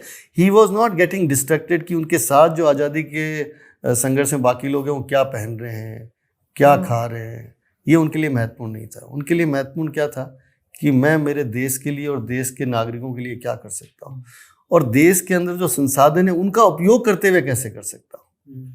आज सत्याग्रह की हम बात करते हैं तो लगता है कि क्या ही रहा होगा, पर जब हम बहुत गहराई में जाके सोचते हैं तो शायद उनको इस बात का इल्म था कि हमारे पास में जो लोग हैं उनके पास में इस तरह की व्यवस्था नहीं है कि वो आम कॉन्फ्लिक्ट करके और कोई युद्ध जीत सकते हैं, ठीक है। उनको जो लोग आज राज कर रहे हैं उनसे राज लेना और आज़ादी लेना है, तो हमें निश्चित तौर पर एक नई व्यवस्था को जन्म देना पड़ेगा, और वो उन्होंने किया। सो ये जो डिस्ट्रैक्शन हम लोग डेवलप कर रहे हैं कि if I don't have an iPhone then what, will society accept me और नॉट, ये फोबियास खुद डेवलप कर लिया हमने। और ये जहाँ आप अभी बात कर रहे थे, हमें आवश्यकता है कि इस तरह के फोबियाओं को हम ख़त्म करें, क्योंकि ये एक एलिमेंट ऐसा नहीं है कि समाज में स्वीकार्यता ख़त्म हो जाएगी अगर आपने अच्छा आईफोन नहीं लिया, या अच्छी घड़ी नहीं पहनी, या अच्छे कपड़े नहीं पहने। हमारे को इस वक्त ज़रूरत है समाज में कि हम विचारों को प्राथमिकता दें, और वो तभी हो सकता है जब हम संवाद करें। नहीं सर, जब अपने एजुकेशन आएगी, मैंने देखिए जितना आदमी पढ़ता है, जब जैसे मैं बताता हूँ, जैसे कि वॉट्सएप यूनिवर्सिटी वाले आजकल जो गांधी की आलोचना करते हैं, वो लैक ऑफ एजुकेशन ही है। क्योंकि जब आदमी गांधी के बारे में पढ़ेगा ना, तो पता लगेगा कि भाई उस आदि इंसान ने क्या क्या काम करे। तो शायद से जब तक मैंने नहीं पढ़ा था तब तक मुझे लगता था कि लोग बोल रहे शायद सही होगा या कुछ ऐसा होगा, बट जब मैंने पढ़ा तो मुझे लगा कि यार सही में एक इंसान कितना संघर्ष कर सकता है। सिर्फ बोलते ना चेंज के लिए, एक इंसान काफ़ी चेंज के लिए, एक अकेला इंसान चेंज कर गया था, काफ़ी चीज़ें चेंज कर दी थी, whether it is politically, economically, काफ़ी चीज़, हर चीज़ में उनका इन सोशली। सो एक अकेला आदमी कर गया तो कर सकता है, तो वही चीज़ है। तो आपका सिर्फ क्या कहना है, जो लोग गांधी की आलोचना करते हैं, इस पे आपका क्या राय है? नहीं, वो नादान है। आलोचना जो करते हैं वो कोई तर्कसंगत आलोचना नहीं करते हैं, नादान है वो। मैं यही कहूँगा, इट्स वेरी अनफॉर्चुनेट। ये जो चीजें हैं कि अगर हम किसी ट्रेंड का या एक पर्टिकुलर चीजें, फोमो, इन सब चीजों का अगर हम बहिष्कार करें, उससे बेटर ये नहीं है कि that we should make being politically aware the new trend. That अगर हम नहीं कह रहे कि बहिष्कार करो, बहिष्कार किसी भी व्यवस्था के बहिष्कार की बात नहीं हो रही। आप ये तय करो कि आप एक नागरिक होने के नाते कंट्रीब्यूट क्या कर सकते, that's more important. What are you bringing on the table as an individual, as a citizen? What are you bringing on the table, and how constructive we can benefit, you as an individual, we as a family, and us as a society. ये important है. ये बहुत अच्छा है sir.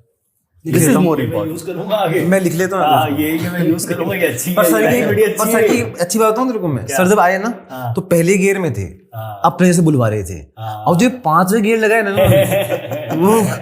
वो जोरदार था. वो 5वें गियर से शिफ्ट हुआ यूं. वो गजब. आप अभी बिजनेस रन कर रहे हो, ठीक है, आपके बच्चे भी हैं, सब कुछ सारी चीजें हैं. You see the generation, you see us, या आप हमें देख रहे हो, ठीक है. जैसे मैं बताता हूँ कि हमारे साथ है ना एक नोशन है फोमो और इन सब की आती है ना. जैसे हम बताता हूँ कि अगर कोई ये बोले ना हमारी जनरेशन पे कि यार मैं 10 बजे सो जाता हूँ, मैं 11 बजे सो जाता हूँ, विल जज हिम और हर कि यार तू इतनी जल्दी सो रहा है. नहीं मैं बस नहीं ठीक है. मैं बता रहा हूँ इसमें क्या दिक्कत है. नहीं मैं सोचता ये देखिए हर ग्रुप में होगा ऐसा. हाँ, और हम पढ़ते थे, हमारे भी था कि भाई यार इतनी जल्दी कैसे सो रहे हो, कि यार मैं अगर आप 12 बजे किसी को फोन कर रहे हो, फोन नहीं उठा रहा, तो आप उसको जज कर रहे हैं सो गया है, जबकि वो आइडल टाइम है सोने का, कि आपको सोना ही चाहिए. क्या साइंस कह रही है कि आप सो जाओ, पर हम नहीं सो रहे हैं. अब उस पॉइंट ऑफ टाइम पर आप जब इस जनरेशन को देखते हो, भाई we are coming to seek a job, ऐसा आपके पास आ रहे हैं कि भाई सर नौकरी चाहिए, रोजगार चाहिए, ये सब चाहिए. What you are looking for, यार अब सामने वाले ने ये चीज होनी चाहिए कि यार विनम्र मुझे ये चीज देखे ना तो मैं उसको रोजगार दूं. कि वो जो एक होता है ना स्किल सेट, जैसे हम एजुकेशन की बात कर रहे थे, हमने सारी चीजें बात कर ली. इन दी एंड रिक्वायर क्या है, मेरी जेब में पैसा होगा, मेरे पास बोलने की ताकत होगी, तो वो जो मुझे पैसा कमाने की वो जो स्किल सेट है वो क्या लाऊं मैं, ये मेरी एज ग्रुप को ये लाना चाहिए. ये स्किल सेट हो तो मजा है. देखिए there is no end to it. अभी बात कर रहे थे कि 1200 कोर्सेज चल रहे हैं. सो स्किल सेट के लिए आपको कोई स्पेसिफिक स्किल सेट को चेंज करने की जरूरत नहीं है. Be what you are, fine, whatever knowledge you acquired that can be put to use. Important क्या है कि जब आप पढ़ाई कर रहे हो, जो नॉलेज एक्वायर कर रहे हो, उसका इफेक्टिव यूज कैसे कर सकते हो. फाइन, ये नहीं करते हम लोग, हम चेज करते हैं. यू नो, मैंने बैठ के ग्रेजुएशन किया एक स्पेसिफिक थिंग में, एंड सडनली मैंने रियलाइज किया नहीं मुझे तो जो है ये कर रहे हैं, ये चेज करना. वो तब कीजिए जब आप पैशनेट हो and you are willing to learn. तो स्किल सेट एक्वायर किया जा सकता है. ठीक है, तो आपको लगता हो कि नहीं मैंने पढ़ाई पॉलिटिकल साइंस में की है, पर मैं आगे जाके and I want to pursue my career let's say as a journalist. Fine, so you acquire that. Once you acquire it then follow the principles. तो इसमें कोई दिक्कत नहीं है. Coming to the first point, you know, कोई जल्दी सो रहा है नहीं सो रहा है, तो ये कोई आज की बात नहीं. हम पढ़ते थे तब भी ये था. हमारे टाइम पे भी लोग थे जो नहीं सोते थे, सारी रात जागते थे, सुबह फिर भी कॉलेज में मिलते थे. कुछ लोग थे सोते थे, उनको वैसी टीज किया जाता था कि ये तो यार जल्दी सो जाता है, भोंदू है, जिस तरह के भी शब्दों का इस्तेमाल था. तो ये कोई जनरेशन चेंज नहीं है. अच्छा, लाइफस्टाइल हैबिट्स जो है वो हो सकता है कि कुछ संसाधनों के आने से बदल जाए, पर बाकी करीब करीब यही रहता है. स्टूडेंट की लाइफ ऐसी रहती है. पहले भी लोग रात को जागते थे, अब भी जागते हैं, आगे भी जागेंगे. ठीक है सर, मैं इस पे थोड़ा ऐड करना चाहूंगा. जैसे लोग बोलते हैं ना कि अब के जमाने के, पहले के जमाने के, तो मेरे को ये लगता है कि पहले के जमाने में सेम से चल रहा था भाई. जैसे कि मेरे पिताजी अगर मेरे बात बताएंगे उनके यूथ में क्या चल रहा था, वही हॉस्टल था, वही बच्चे थे. हाँ, हो सकता है उनको मोबाइल फोन नहीं था, मोबाइल फोन आ गया तो आराम से बात कर पा रहे होंगे. पहले एक मोबाइल फोन था, सब उस पर बात कर लेते थे. बट जो चीजें हैं ना बहुत सेम सी थी, मतलब ज्यादा बदली नहीं है. चाहे थॉट्स में भाई, आज हो सकता है आज से 20 साल बाद में मैं भी सेम सोच रहा हूँ, पापा सोच रहे हैं, नहीं हो सकता है यार. जो युवा के तौर पे मेरे में जो गर्मी है, एक्टिवनेस है, वो रहे. 20 साल बाद में मैं भी थोड़ा डल बढ़ जाऊं, वो चीज मेरे हिसाब से ऐसा लगता है. आप बताओ. नहीं सही है.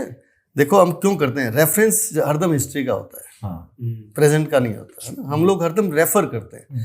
तो जब जनरेशन एज्ड होती है, एक जनरेशन आगे की होती है, तो वो रेफर किसको करेगी, अपने अनुभव को. पर इसका मतलब ये नहीं है कि वर्तमान अप्रशंसनिक हो गया. मतलब वर्तमान भी उतना ही इंपॉर्टेंट है. और जब आप लोग इस वर्तमान से नेक्स्ट स्टेज में चले जाओगे तो आप भी इसको रेफर करोगे. हम भी आगे वाले बोलेंगे. रेफरेंस जो है वो हरदम घटना जब घटित होती है उसका ही होता है. ठीक है, या किसी लेख का होगा या किसी किताब का होगा, क्योंकि वो लिख दी गई है. ठीक है, और वर्तमान में हम क्यों रेफरेंस क्रिएट करते हैं, so that we can draw certain things out of it. ठीक है ना. और ये बाय एंड लार्ज जो स्टूडेंट लाइफ है, ये स्टूडेंट लाइफ हरदम क्यूरियोसिटी से फुल होती है. नॉलेज को एक्वायर करने के लिए लोग पैशनेट होते हैं, और उसके साथ में जो एक उम्र का जो पड़ाव होता है जिसमें मस्ती भी है, अल्लड़पन भी है, बदमाशी भी है, ये जनरेशंस में था, आज है, मुझे लगता है आगे भी रहेगा. इसमें कोई ज़्यादा हो सकता है कि समय के साथ क्या मालूम नहीं, पर रहेगा. पर इम्पॉर्टेंट क्या है, you know, over a period of time we have seen कि इट हैज द सिटीजन, जो एक नागरिक है, वो जो जवाबदेही और जिम्मेदारी है, वहाँ से वो दूर भागता जा रहा है. इसको एड्रेस, आज मान लो हम जेन जी की बात कर रहे हैं, प्रश्न उठाने चाहिए। व्यवस्था में प्रश्न पहले भी उठते थे, अब भी उठेंगे और आगे भी उठेंगे। बिल्कुल सही बात है, उठने भी चाहिए। क्योंकि ये जरूरी है। एक व्यवस्था को जो है वाइब्रेंट रखने के लिए जरूरी है कि अगर कोई चीज़ गलत हो रही है, प्रश्न उठने चाहिए। सवाल ये है कि उसमें आपकी भागीदारी क्या है, ये जरूरी है। आपकी जिम्मेदारी क्या है। आप हो सकता है कि 2 प्रश्न पूछ के चले जाओ, नहीं, आप वहाँ रुकिए। और प्रश्न पूछने के तरीके हो सकते हैं। आजकल संसाधन बढ़ गए हैं, चिट्ठी हो सकती है, ईमेल हो सकती है, you can group together and put it up, post हो सकती है। और जब समाज के अंदर इस तरह की व्यवस्थाओं के अंदर लोगों की भागीदारी बढ़ी है, तब तक बदलाव हुआ है। तब तक जो लोग जिम्मेदार थे और जिम्मेदारी पूर्वक काम नहीं कर रहे थे, उनको अपनी जिम्मेदारी का एहसास हुआ है। समाज जब निष्क्रिय हो जाता है, जब ये मान के चलते हैं कि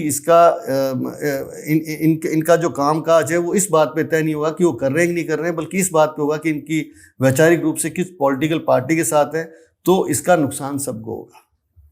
आज हो सकता है कि हम 4 जने बैठे हो और हम 2 जने एक व्यवस्था के साथ हैं, दूसरे 2 दूसरे के साथ हैं, और हम नॉन परफॉर्मेंस को अगर प्रोटेक्ट करने लग जाएं तो निश्चित तौर पे पतन होगा। तो इसलिए जब एक नागरिक की बात होती है तो वो इन सब व्यवस्थाओं से ऊपर उठ के होती है। और किसी भी व्यवस्था को अगर कायम रखना है, लेट्स से हम बात कर रहे हैं डेमोक्रेसी की, और अगर हम बात कर रहे हैं कॉन्स्टिट्यूशन की, तो उसके अंदर बहुत इफेक्टिवली लोगों का पार्टिसिपेशन जरूरी है। पहले जब कॉन्स्टिट्यूंट असेंबली बनी, जब हमारा संविधान लिखा गया, तो कोई एक दिन में एक आदमी ने थोड़ी लिखा। It took them close to 2.5-3 years। हर विषय पे चर्चा हुई, लोग मिले, बातचीत करी, प्रोज एंड कॉन्स डिस्कस किए, तब जाके वह। अब आज की तरह संशोधन थोड़ी होते हैं कि आज शाम को सर्कुलर आ गया कि सुबह हम विधेयक में संशोधन लेके आ रहे हैं। ये सही नहीं है। अगर किसी भी तरह का संशोधन है तो उसका जो प्रोसेस है वो फॉलो होना चाहिए इन स्प्रिट। हो सकता है कागज में हो गया, इन spirit, and it should be referred, discuss होना चाहिए, पब्लिक डिस्कोर्स में डिस्कस होना चाहिए, और उसके बाद में जो भी जहां भी रखा जाए वहां पर भी उस पर चर्चा होनी चाहिए। ये हेल्दी डेमोक्रेसी के लिए जरूरी है। पर सर मेरा इसमें थोड़ा सा काउंटर ये है कि जैसे अपन बात कर रहे हैं कि जनता ठीक है, पर गवर्नमेंट मतलब जो पॉलिटिकल पार्टी इन लीड है जिसको हमने बनाया है, उसकी भी बनती है जिम्मेदारी। तो सीधी बात है भाई, जिम्मेदारी से कितना बचेंगे? मेरी जिम्मेदारी बनती है, मैं नहीं कर रहा, क्या करोगे? वही तो बोल रहा हूं। तो ये तो प्रॉब्लम ये है कि क्योंकि मैं नहीं कर रहा इसलिए आप भी कुछ नहीं करोगे। नहीं, हम तो फिर करेंगे ही। नहीं, यही दिक्कत हो रही है। हम लोग बार बार क्या कर रहे हैं? पार्टिसिपेशन सबसे इंपॉर्टेंट चीज है जिसको हम लोग नहीं डिस्कस कर रहे, वो है पार्टिसिपेशन। किस वे में पार्टिसिपेशन मतलब कहना चाहते हैं? आप छोड़िए, आप ही के गांव की बात ले लें, ठीक है। आप किसी व्यवस्था से नहीं संतुष्ट हैं, या आपको लग रहा है भ्रष्टाचार हो रहा है, आपने आज तक उस संदर्भ में क्या काम किया? या आपके वार्ड की बात कर लेते हैं, जहाँ भी आप जयपुर में रहते हैं, वार्ड की करते हैं। अब उस वार्ड के अंदर काम नहीं हो रहे, या उस वार्ड में जो काम हो रहा है वो उसका स्तर ठीक नहीं है, आपने एक नागरिक के तौर पर क्या किया है? अगर कुछ किया हो और उसमें रिजल्ट नहीं आया हो तो तुम बात आगे लेके जाए, पर किया ही नहीं हो और हम कह दें बार बार कि सरकार की जिम्मेदारी है, पॉलिटिकल पार्टी की जिम्मेदारी, तो उनको तो पता लग गया ना कि आप कुछ कर ही नहीं रहे हो। कौन कंफर्ट में नहीं रहना चाहेगा? जब उनको पता लगा कि प्रश्न पूछने वाले ही जागरूक नहीं है तो मुझे क्या फर्क पड़ रहा है? कोई फर्क नहीं पड़ता। जैसे कि इस पे सवाल पूछ रही है ना जनता, जैसे पेपर लीक भी कर रही है, अब इस पे कोई वो जो गतिविधि नहीं है, तो इस पे क्या मतलब? नहीं, आप देखिए, ऐसा नहीं है। प्रश्न पूछिए तो गतिविधियां होगी, समय लग सकता है।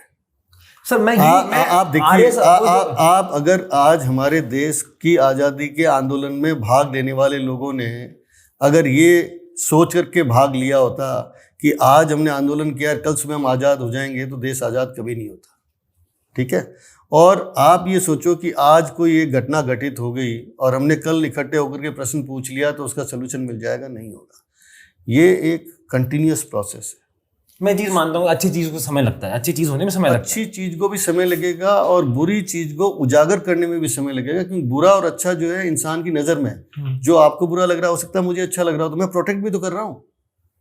अब आप सोच रहे हो कि यार ये बुरा है, मैं इतना विरोध कर रहा हूँ, फिर भी कुछ नहीं हो रहा, पर आप ये भूल रहे हो कि एक पक्ष है जो प्रोटेक्ट भी तो कर रहा है उसको। टेबल की उस साइड तो वो सही है। इसलिए ये सब चीज़ें इट टेक्स टाइम। और अभी हमें क्या आवश्यकता है, हमारी दिक्कत क्या है कि हम लोग चाहते हैं कि आज रात को जो बात है सुबह उसका रिजल्ट आ जाए। परसों रात को तो आना ही चाहिए ना। नहीं ठीक बात है। वैसे नहीं, मैं यही बोल रहा कि अगर कल की कल आ जाए, हाँ। पर मैं बोल रहा हूँ जब आपके ऊपर लाखों करोड़ों लोगों की नजरें है ना, तब आपको थोड़ा ज्यादा कॉम्पिटेंट होना चाहिए। नहीं है तभी तो परिवर्तन होता है। परिवर्तन क्यों हो रहा है भाई? वो नहीं है, ठीक है। और वो परिवर्तन कब हो रहा है? जब आप जागरूक हो। आप जागरूक मत हो, परिवर्तन भी नहीं होगा। आज हमारी जो भी पॉलिटिकल व्यवस्था सिस्टम है उसमें हम कितने एक्टिवली इन्वॉल्व हैं। लेट्स से आज जो आंदोलन चल रहे हैं, ठीक है, आज हो सकता है एक पॉलिटिकल पार्टी इसलिए आंदोलन कर रही है कि दूसरी पॉलिटिकल पार्टी सत्ता में है। प्रश्न ये उठना चाहिए कि कल अगर वो पार्टी सत्ता में आ जाए तब भी क्या ये लोग व्यवस्था में प्रश्न उठाएंगे अगर इस तरह की कोई घटना घटित होती है? ये इंपॉर्टेंट है। और डेमोक्रेटिक प्रोसेस में ये ज़्यादा इंपॉर्टेंट है कि आप पॉलिटिकल आइडियोलॉजी के पीछे प्रश्न नहीं पूछोगे, प्रश्न इस बात पे पूछोगे कि आप व्यवस्था दे रहे हो कि नहीं दे रहे हो। सही बात, ये इंपॉर्टेंट है। Irrespective of political. मैं पता कहना चाहूंगा, जैसे कि मैं लोगों में जाता हूँ, बैठता हूँ, मेरे दोस्त भी हैं, कुछ जानकार है, कहीं मैं किसी थड़ी में बैठा हूँ, उस थड़ी में लोगों से बात चल रही है। क्यों बैठा थड़ी अच्छी जगह बैठा क्या मेरे में 10 जितने पैसे, ठीक है, मैं बेरोजगार हूँ ना, रोजगार पा रहा हूँ। ये थड़ी पर कितने पैसे, क्या मतलब है ये? नहीं ये बोला ना आपके थड़ी भाई, एक तो भाई ये बोला अच्छी जगह बैठो, पर ये जो थड़ी पर इतने पैसे तो क्या कितने में मामला चल जाता है? नहीं मेरा 20 में चाय चल जाता है ना, 20 में ना। हाँ, तो कोई ऐसी जगह ढूंढो जहाँ पर चाय थड़ी के अलावा 20 में मिल जाए। हाँ फिर मैं पी लूंगा।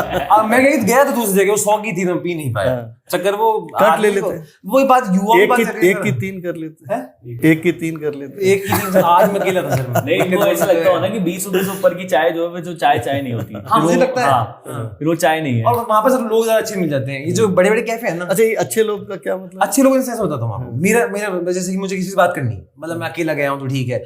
बड़े कैफे में तो सीन क्या है ना, चल रहा है भाई, अपना काम कर रहे हैं, सब लोग बिजी हैं। थड़ी पे है ना, लोग अपने विचार रखने को हमेशा तैयार रहते हैं। तो ये जो तुम तीनों मिलके काम कर रहे हो, इसमें कैफे वाला, ये हमने थड़ी चालू करा था ये नहीं, अब कैफे वाला कौन सर? बहुत मैं आता हूँ। अब कैफे वाला कौन है और थड़ी वाला कौन नहीं, है? मैं आपको हमारा किस्सा बताता हूँ ना। The day first day we met, तो हम एक ऐसे यहाँ पर पास में एक जगह पे बैठे हुए थे, तो एक भिखारी आया कि भाई पैसे दे दो। तो पहले तो हमने वही रेजिस्ट हिंदुस्तानी, नहीं जाओ, नहीं दे रहे, वो भी हंस रहा, हम भी हंस रहे। नहीं रेजिस्ट थे ही नहीं हमारे पास में, देते कहां से? 20 थे, 20 चाय पी ली थी, वो 3 करी ना मतलब। इनके उसने 5 रुपए मांगे थे, तो इनकी जब 20 का नोट था तो उन्होंने बोला 20 का ही नोट है, तो उसने बोला वो दे दो, भाई हमने वो दे दिया, दे के बस वही दे दिया, अब आप जाओ, ठीक हो गया काम। वो हम सोचा आपकी जाति क्या है। अब हमारे और उसके बीच में डिस्कशन चल रहा है जाति को लेकर कि हम भी मजाक कर रहे हैं कि हम ये फलाना जाति से हैं। वो बोल रहा है अच्छा ये तो मैं जानता ही नहीं, ये कौन सी जाति है। मैं बोलती मैं भारतीय हूँ, ये कौन से होते हैं, ऊंचे होते हैं, नीचे होते हैं। उसने जेन्युइनली से नहीं बोला, इसने बोला कि मैं भारतीय हूँ, इसने जेन्युइनली ये बोला कि भारतीय, उसने बोला ये कौन होते हैं, नीचे हैं, ऊपर हैं। ये तो अब ये एक्सपीरियंस आपको थर्डी, जैसे वो ना ट्रेन का जनरल वाला डिब्बा अपने आप में एक दुनिया है, और आप भले ही फर्स्ट एसी सेकंड एसी में लग्जरी के लिए सफर कर लो, तो वहां सब अपने में लगे हुए हैं, पर्दा खिंच गया है, सब अपने बैठे हुए हैं। सिर्फ चाय की थड़ी में इतना कंटेंट है ना, इतना कहीं नहीं है। जो अपन 4 आदमी बैठे हैं ना, वहां 4 के एक आदमी 3 अलग पीओवी हैं, तो बोला चलता है। ऑटो वाला को ऐसा ज्ञान दे देगा ना जो सुना नहीं होगा, वो साइंस की नहीं मतलब निकाल देता है। सो ज्ञान और इंफॉर्मेशन दोनों में फर्क है। इन्फॉर्मेशन कह सकते हैं, ज्ञान मतलब मैं गलत बोल गया हूँ नॉर्मली ऐसी इन्फॉर्मेशन। अलग अलग लोगों के पर्सपेक्टिव जानने को मिल जाते हैं कि एक कैफे में एक सर्टेन टाइप ऑफ पीपल बैठते हैं और एक थड़ी पे थोड़ी डाइवर्स ऑडियंस आ जाती है। कैफे की ऑडियंस थोड़ी सी रिजिड है कि वो एक certain type of people he cafe जाते हैं और काम करते हैं, लेकिन थड़ी की ऑडियंस थोड़ी ज्यादा डाइवर्स है और आपको और ज्यादा पर्सपेक्टिव लोगों के जानने और समझने को वहां पर मिलता है। तो आप लोग थड़ी पे बैठ के डिस्कशन ज्यादा करते हो या? सर मैं तो करता हूँ, मैं मेरा बोलता हूँ, मैं तो करता हूँ, मतलब मेरे मैं तो करता हूँ, मतलब मेरे को आता है, मतलब का पूछ रहा है मेरा जो है नहीं सॉरी मैं कैफे भी चल जाती हूँ और मैं थड़ी पे भी बैठ जाती हूँ, मुझे दोनों जगह जाने से कोई प्रॉब्लम नहीं है। डिपेंड्स कि मेरे साथ वाले जो लोग हैं वो कहाँ जाना प्रेफर कर रहे हैं। हमने हमारी लाइफ की जो सबसे मतलब अभी तो कुछ लाइफ स्टार्ट ही नहीं हुई पर अभी तक की जो कॉलेज लाइफ के जो सबसे मेजर डिस्कशंस हैं वो हमने एक नॉर्मल चाय की दुकान पे बैठ के करें, और जो सबसे वाहियात डिस्कशन जहाँ कुछ बात ही नहीं करनी बस जाके कॉफी पीनी है वहां वो हमने कैफे में भी करें। तो हम हर जगह गए हुए हैं। सो बेसिकली थड़ी एक कंस्ट्रक्टिव प्लेस है जहाँ पर आपके जो डिस्कशंस होते हैं वो बहुत खुलकर सामने आते हैं, खुलकर भी हैं और गंभीर चिंतन भी हो जाता है और व्यवस्था को लेके भी चर्चा हो जाती है। और थड़ी में आपकी बात में 4 और लोग शामिल हो जाएंगे, लेकिन एक कैफे में लोग ये सोचेंगे कि नहीं, सबके पास बाउंड्रीज हैं कि वहां वो बैठा हुआ है तो मुझे उसकी बात में इंटरफेरेंस नहीं करना चाहिए। और जब आप एक थड़ी पर बैठे हैं, प्रोसेस देखो ना, आप थड़ी पे गए, अब जब मैं कैफे बताता हूँ, आप कैफे में गए, you ordered whatever you want, कि आपने कोल्ड ब्रू या जो भी ऑर्डर करा, आप आके आपने पैसे दिया, वो आपकी टोकन दे देगा, आपने अपनी टेबल पे रख दिया, आ गई, आप अपने इंस्टा जो भी फोन पे चला रहे हो, खत्म, आप पिया, आप आ गए, खत्म। थड़ी में प्रोसेस देखो, चाय बनाना, अच्छा ठीक, कैसी पियोगे भाई, कम दूध की, शक्कर मतलब बिना शक्कर की पिएंगे, मतलब बिना शक्कर, बैठे हैं, अखबार है गया, अखबार मांग लिया, अखबार की खबर पढ़ने, सरकार को 4 गाली वक्त दी। इसमें एक चीज और है, मैंने अखबार पढ़ा, मैं पढ़ रहा हूँ, बगल से एक आदमी आएगा, अच्छा ये हुआ क्या, गलत हुआ। अब मेरे साथ वही बात, सर पीओवी, उसका पीओवी गलत बता रहा है, शायद मैं सही बता रहा हूँ, अब बातचीत चालू होगी। अब मेरे पीओवी वाले जो 2 इधर बैठे थे वो भी आ गए, जो उसके बैठे थे वो भी आ गए, और तीसरा चौथा कोई अलग ही चल रहा है वो और आ गया। अब 5 की बातचीत चल रही है बढ़िया सारी, पर ये थड़ी पर ही हो सकती है। ये थड़ी हो सकता है। अभी तो प्रधानमंत्री बन जाते हैं चाय वाले। वहीं से राजनीति है सर, राजनीति है ही वहीं।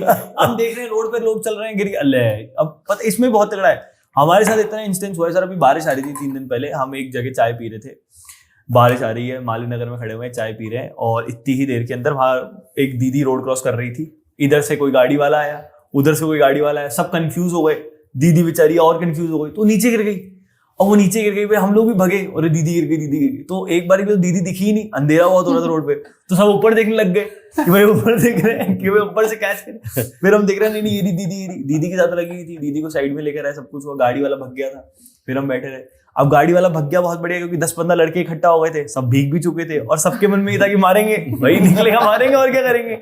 तो वो भग गया, वो आया ही नहीं। वो 15-20 मिनट बाद आया कि भैया यहाँ पर अभी किसी एक्सीडेंट हुआ था, तो हमें लगा कि उसका परिजन होगा भाई, कि भाई उसने फोन में मिला दिया। बोले हाँ भैया हमने तुमको घर पे दिया। घर वाले बोले नहीं मैंने मारा था। हमने मारा था, आप कैसे आदमी मारा, बाप आ रहे हो आप। चक्कर क्या, वो दीदी तो घर पहुंच गई, पर यहाँ पर हमको बात करने को मिल गया। अब उस एक्सीडेंट के ऊपर हमने देश पूरा कर लिया, बात नहीं चालू हुई थी, पर बात कहाँ पहुंच गई इसके दिन। अब हम बात करे जा रहे हैं, पॉट होल्स हो रहे हैं, देखो इतने लोग मर जाते हैं प्रतिदिन। गूगल, आजकल गूगल निकल गया, वो सर्च कर रहे हैं गल की, वही सर्च करके। सो बेसिकली हम ये समझ लें कि हम लोग रिएक्टिव लोग हैं, हाँ, है ना। हम लोग अगर जागरूक होते तो एक्टिव होते, हाँ, और एक्टिव होते तो प्रोएक्टिव होकर के इस तरह के पॉटहोल्स के संदर्भ में पहले ही कहीं ना कहीं पत्रव्यवहार कर लेते। पर क्योंकि ये घटना घटित हुई और उसके बाद में बैठे, चिंतन हुआ, और चिंतन के अंदर फिर ये हुआ कि यार ये तो सब कुछ ही गड़बड़ है। इस चक्कर क्या है ना, जब तक वो बात मजाक में चल रही है ना, तब तक वो सब कर सकते हैं, पर जैसे उस पर एक्शन लेने की बात आएगी ना, तो जो 10 थे ना, उनमें सिर्फ 2 बचेंगे। मैं 2 ज्यादा ही बोल रहा हूँ, तो 2 भी नहीं बचे। अकाउंटेबिलिटी कौन लेना चाहता 2 ही लेने। कोई चाहता कि मेरे पे कोई दिक्कत है। लोग क्या लगता है, इंडिया में सबसे बड़ी दिक्कत क्या है ना, कोई भी चीज अगर सरकार के खिलाफ गए या कुछ खिलाफ, सो हम ये मानते हैं कि सरकार और हम अलग अलग हैं। सबसे पहले तो ये एक बड़ी, सर अगर काउंटर करना है, अगर हमको काउंटर करना है, हमको काउंटर करना है भाई। जैसे कि मान ली अपन इस मुद्दे को ले लेते हैं, ठीक है, तो जो अपना पेपर लीक वाला मुद्दा है, मुझे सवाल करना है, तो मैं 5 लोग बोलूंगा सवाल करने चलते हैं, 5 में उसको एक ही में साथ देगा, बाकी 3 इसलिए लेंगे यार वहां जाएंगे, क्या पता पुलिस मार दे।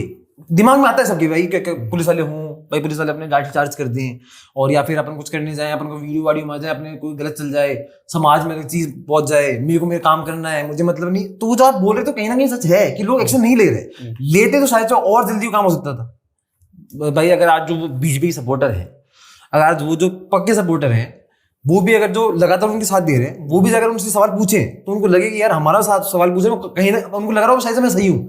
पर जब पूरे लोग सवाल पूछेंगे, शायद उनको लगे कहीं तो गलत हूँ, तभी तो मेरा वाला आदमी मेरे सवाल पूछ रहा है। इसमें यही है कि कौन कितनी अकाउंटेबिलिटी लेना चाहता है भाई। सवाल तो सब पूछ लेंगे, आज के टाइम पे कीबोर्ड वॉरियर्स तो सब है भाई, एक्स के ऊपर और किसी सोशल मीडिया के ऊपर। हम राय तो हमारी सब रखना चाहते हैं, हमारा पर्सपेक्टिव। अकाउंटेबिलिटी कौन लेना चाहता है कि मैं अकाउंटेबिलिटी लेता हूँ, मैं ये चीज कर रहा हूँ, मैं ये अकाउंटेबिलिटी लेता हूँ। जैसे आपने वो चीज बोली ना स्टार्टिंग ऑफ द कन्वर्सेशन, यही थी कि भाई हम जाके सवाल तो पूछ रहे हैं, हम उसको एग्जीक्यूट कर पा रहे नहीं कर पा रहे। ये भाई मैं मेरे पार्षद से बोल रहा हूँ कि भाई आपने क्या किया है, पार्षद से मिल रहा हूँ, उससे ये थोड़ी कि मैं फोटो खिंचा के आ गया या मैंने मेरे स्टेटस पे लगा दिया, कुछ कर दिया हो। पार्षद जी भी ये कर रहे हैं कि वो अपने सुपर मंत्री के साथ फोटो खिंचा के स्टेटस पे लगा रहे हैं। मेरे को तो ये कि अकाउंटेबिलिटी कौन तय कर रहा है कि मैं मेरे देश को लेकर अकाउंटेबल हूँ या नहीं हूँ, या फिर जो मेरे अंदर ये चीज आ रही है चल रहा है, चलने दो, मुझे तो मेरे से मतलब है, मुझे मेरी शाम की कॉफी मिल रही है। पर मेरे को एक बात बताओ, ये अपन सीधा ही देश पे पहुंच जाते हैं, क्यों नहीं बहुत छोटी छोटी इकाई में भी हम लोग जवाबदेही और जिम्मेदारी ले सकते हैं। जैसे इस मोहल्ले में रह रहे हैं, ठीक है ना, आप खाली उस मोहल्ले को लेके अगर थोड़ा जिसको कहते हैं ना अलर्ट हो जाओ, है ना। मोहल्ले का जो पॉलिटिकल रिप्रेजेंटेटिव है उससे पूछने लग जाओ, वो मोहल्ला जो है जिस अधिकारी के नीचे आता है उससे सवाल पूछने शुरू कर दिए। और जरूरी नहीं है कि हम जाके बहस करें, पत्र व्यवहार शुरू कर दीजिए, वो अपने आप में एक बहुत इम्पैक्टफुल चीज़ होती है। अगर आपने चिट्ठी लिख करके और चीज़ों को उठाना शुरू कर दिया तो निश्चित तौर पे वो ऑन रिकॉर्ड आएगी। एक दिन नहीं आएगी, 2 दिन नहीं आएगी, तीसरे दिन नहीं आएगी, चौथे दिन तो आना ही पड़ेगा। और जब एक दिन में आपने साइन करके भेजा, दूसरे दिन 2 करेंगे, तीसरे दिन 3 करेंगे, 4 करेंगे, मूवमेंट क्रिएट होता है। मतलब आप कहना चाहते हो कि अगर मैं चालू करूं शायद मेरे को देख के और ज्यादा लोग आए। मतलब हम सबको इस बारे में विचार करना चाहिए, है ना। कौन शुरू करे नहीं करे ये एक बड़ा प्रश्न हो सकता है, पर करना चाहिए। सब अपने आप चालू करेंगे पीछे पीछे लोग जाएंगे ना, चेंज एक इंसान ला सकता है। मेरे को ये बताओ, ये है ना अनफॉर्चुनेटली हम सब लोग लेकर के व्यवस्था के ऊपर आ जाते हैं, है ना। और फिर जो सारा डिस्कशन है, चाहे चाय की थड़ी पर हो, चाहे कॉफी शॉप में हो, ये इस बात पे आ जाता है कि व्यवस्था ठीक है कि नहीं है ना। और फिर हमारे 4-5 साल निकल जाते हैं और फिर हम इन सब चीज़ों को भूलते हुए जो शुरू में डिस्कशन हुआ था लेफ्ट या राइट में वोट दे करके, फिर अपनी संतुष्टि कर लेते हैं कि देख भाई हमारे घर में चर्चा हो गई थी, हम तो लेफ्ट में वोट देंगे, किसी का हम राइट में देंगे, किसी का हम सेंटर में देंगे। वैसे कि मेरे घर में कांग्रेस और बाकी सारी बातें गौण हो जाती है, ठीक है। तो आप लोग जब बैठते हो, है ना, चर्चा करते हो, तो उसमें क्या पर्सपेक्टिव रहता है वोट देने से पहले? यही रहता है लेफ्ट राइट, या कुछ और भी चीजों पे गहन मंथन होता है कि पिछली बार विधानसभा के अंदर कौन विधायक था, उसने हमारे क्षेत्र में किस तरह की चीजें की? सर इसमें 2 ग्रुप में ये है, आप स्टार्ट करो। मतलब मैं तो, मेरा जो एज ग्रुप है उसमें मेजर पॉइंट ये रहता है कि पर्सपेक्टिव या नैरेटिव क्या चल रहा है सोशल मीडिया। फर्स्ट सबसे प्राइमरी सोर्स यही है कि सोशल मीडिया पे क्या नैरेटिव चल रहा है, who is winning the war on social media, किसकी रील ज्यादा दिख रही है, कौन कहाँ पे क्या बोल पा रहा है, कौन कहाँ पे कितना दिख पा रहा है। सब फर्स्ट पर्सपेक्टिव यही है। मोस्टली लोगों को नहीं पता होता है कि कौन उनके विधायक का क्षेत्र, उनके क्षेत्र के लोगों को छोड़ो ना। हाँ, मेरी एज ग्रुप की बात, मैं मेरी उसकी बात कर रहा हूँ कि उनको नहीं पता है कि कौन क्या है। कोई इतना ज्यादा, जैसे हम राजस्थान की बात कर ले तो मैं सिविल लाइंस, मेरा क्षेत्र Civil Lines, talk about Civil Lines. हाँ, मैं सिविल लाइंस बात करता। अब मेरी जो सिविल लाइंस है, सिविल लाइंस, हम मेरे जो पड़ोसी हैं, जो हम सिविल लाइंस में रहते हैं, हम पड़ोसी हैं, उनके पड़ोसी सीएम साहब हैं। नहीं अरे सीएम साहब तो नहीं, वो तो उनको डेजिग्नेटेड हाउस है, बट अदरवाइज है। पर जैसे जो मेरे बाकी दोस्तों के साथ बचपन में खेलते थे करते थे, उनको नहीं पता है विधायक कौन है। वो वोट देकर आए हैं, मेरे साथ वोट देकर आए हैं, पर उन्होंने चिन्ह पर वोट दिया है, उन्होंने इंसान को वोट नहीं दिया। उनको नहीं पता अभी पॉइंट ऑफ टाइम पर विधायक कौन है सिविल लाइंस के अंदर, इससे पहले कौन था, क्या चल रहा है, क्या रेशियो। उन्होंने, मैं बोला वोट भी क्यों दे रहा है भाई, तो बोले पापा दे रहे हैं, पापा ने बोला इधर वोट देना। घर में यही बात चल रही है, लहर में है हम। कहने का मतलब है कि जो अभी इस वक्त जनरेशन है वो अपने पेरेंट्स से इन्फ्लुएंस है, या तो वो पेरेंट्स से इन्फ्लुएंस है, या फिर वो उसी पर है जो आपने वो बोला था कि मैं अगली बार वोट ही दूंगा, मैं नोटा की तरफ हूँ, कि मैं सबसे ही नाराज हूँ, मैं तो नोटा ही दबा के आऊंगा, भले ही उससे कोई फर्क पड़े नहीं पड़े या कुछ हो नहीं हो, मैं नोटा ही। सोशल मीडिया को तो इसमें थोड़ा सा यति का क्या कहना है, सोशल मीडिया का तो करता है, फर्क पड़ता है। सर मैंने तो अभी वोट देने के लिए मैं एलिजिबल हुई हूँ, तो जब अगला चुनाव होगा उसमें मैं वोट दूंगी। पर मैंने अपने साथ वालों से पूछा कि what is your point of view regarding the, मतलब जो भी करंट पॉलिटिकल सिचुएशन है, या फिर आप कितने ज्यादा पॉलिटिकली अवेयर हो। मेरी जनरेशन में पॉलिटिकली अवेयर लोग थोड़े कम हैं एज ऑफ नाउ। उन्हें ट्रेंड्स के बारे में सब कुछ पता है, जो भी चीज सोशल मीडिया पर है जो थोड़ी आई कैचिंग है, जिस चीज पर लोगों की नजर जाती है वो चीज उनकी नजर में आ जाती है। फॉर एग्जाम्पल अरावली वाला जो इंसिडेंट हुआ, वो इंसिडेंट सभी लोगों की नजर में गया, cockroach Janta party, it became a trend. तो वो चीज जब ट्रेंड बनी तो वो चीज लोगों की नजरों में आ गई कि ये एक पर्टिकुलर ट्रेंड है, now we need to be aware about it. उनकी अवेयरनेस सोशल मीडिया से आ रही है। अब क्योंकि टीवी, जो मेरी जनरेशन के जो लोग हैं वो लोग टीवी देखना कम प्रेफर करते हैं, क्योंकि वो सारा टाइम और अटेंशन सोशल मीडिया ने ले लिया है। Now we call it the short doses of dopamine, कि जो भी हम इंस्टाग्राम पे जो रील्स वगैरह स्क्रॉल करते हैं, they are short doses of dopamine, and people do not have that much time कि वो एक जगह पर बैठें, वो 2-2.5 घंटे का कुछ भी एक पर्टिकुलर इंफॉर्मेटिव वीडियो देखें। इसलिए वो जो अपने ओपिनियंस हैं वो सोशल मीडिया पे जो भी रील्स या इन्फॉर्मेशन आती है वो उसके थ्रू बनाते हैं। लेकिन कोई भी एक ऐसी चीज जो सोशल मीडिया पर ट्रेंड कर रही है, वो चीज उनके दिमाग में फिट हो जाएगी। अब अपन ये उनकी बात क्यों कर रहे हैं, अपन अपनी खुद की बात क्यों नहीं कर रहे? Are you really getting influenced by all this social media? I mean, क्योंकि अब आने वाले टाइम में आपने एक वोट देना है अपना, तो खुद आप स्वयं को किस रूप में, जो है ना, इन सब चीजों को किस रूप में देख रहे हैं? How Sir- will your decision be influenced? Is it getting influenced by the social media? Sir, I won't lie, but social media has a major role in my political opinion. Right. लेकिन क्योंकि political मुझे थोड़ा ज़्यादा interest है इन सब चीज़ों में, मैं उसके अलावा भी इंफॉर्मेशन कैच करती हूँ. सोशल मीडिया का सीन ये है दैट अगर मेरे पास 4 रील लेफ्ट की आ गई और मैंने उनमें से 3 लाइक कर दी, तो मेरे पास मेरी एल्गोरिदम ही वैसी सेट हो जाएगी कि मुझे लेफ्टिस्ट रील्स ज़्यादा दिखेंगी. अगर मैंने कुछ रील्स करंट गवर्नमेंट की लाइक कर दी, तो उनकी जो PR रील्स हैं या उनसे जो रिलेटेड रील्स हैं वो मेरे सोशल मीडिया में ज़्यादा होंगी. पर मैं अपना पर्सपेक्टिव सिर्फ सोशल मीडिया से शेप नहीं करती हूँ, उसका एक बहुत ही मेजर रोल है मेरा पर्सपेक्टिव शेप करने में, पर वो डिपेंडेंट नहीं है सोशल मीडिया पर. मेरा पर्सपेक्टिव ज़्यादा शेप होता है लोगों से बात करके. जब मैं अगर if you are having this conversation on this table और मैंने आपकी 3 बातें सुनी, तो उससे मुझे समझ आया कि नहीं, अवेयरनेस क्रिएट करना और क्वेश्चन पूछना is equally important rather than staying dependent on the other independent body कि ये मेरा काम करेंगे. तो यहाँ से मुझे थोड़ी सी अवेयरनेस आई. उसके अलावा जब मैंने लोगों से बात करी, उनका पर्सपेक्टिव सुना, उनसे थोड़ी अवेयरनेस आई. तो I have a very mixed opinion और वो अलग अलग जगह से शेप हो रहा है.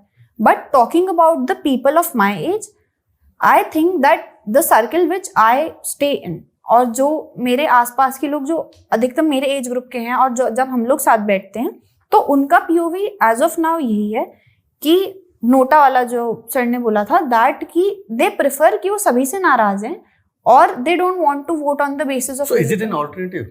Do you think Nota is an alternative? नहीं, NOTA is not. So aren't we wasting?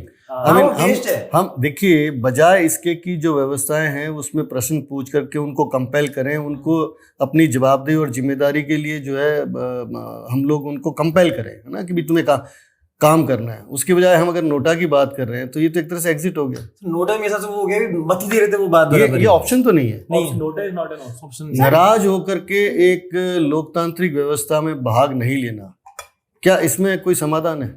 Sir, जैसे मेरा मानना ये है जैसे कि आप 2 मेन पार्टी है, चाहे तीसरी दे दो, पर 2 नहीं, आप 2, अरे आप खुद को रखो ही इस तरीके से ना कि पार्टी अपने पसंदीदा आदमी.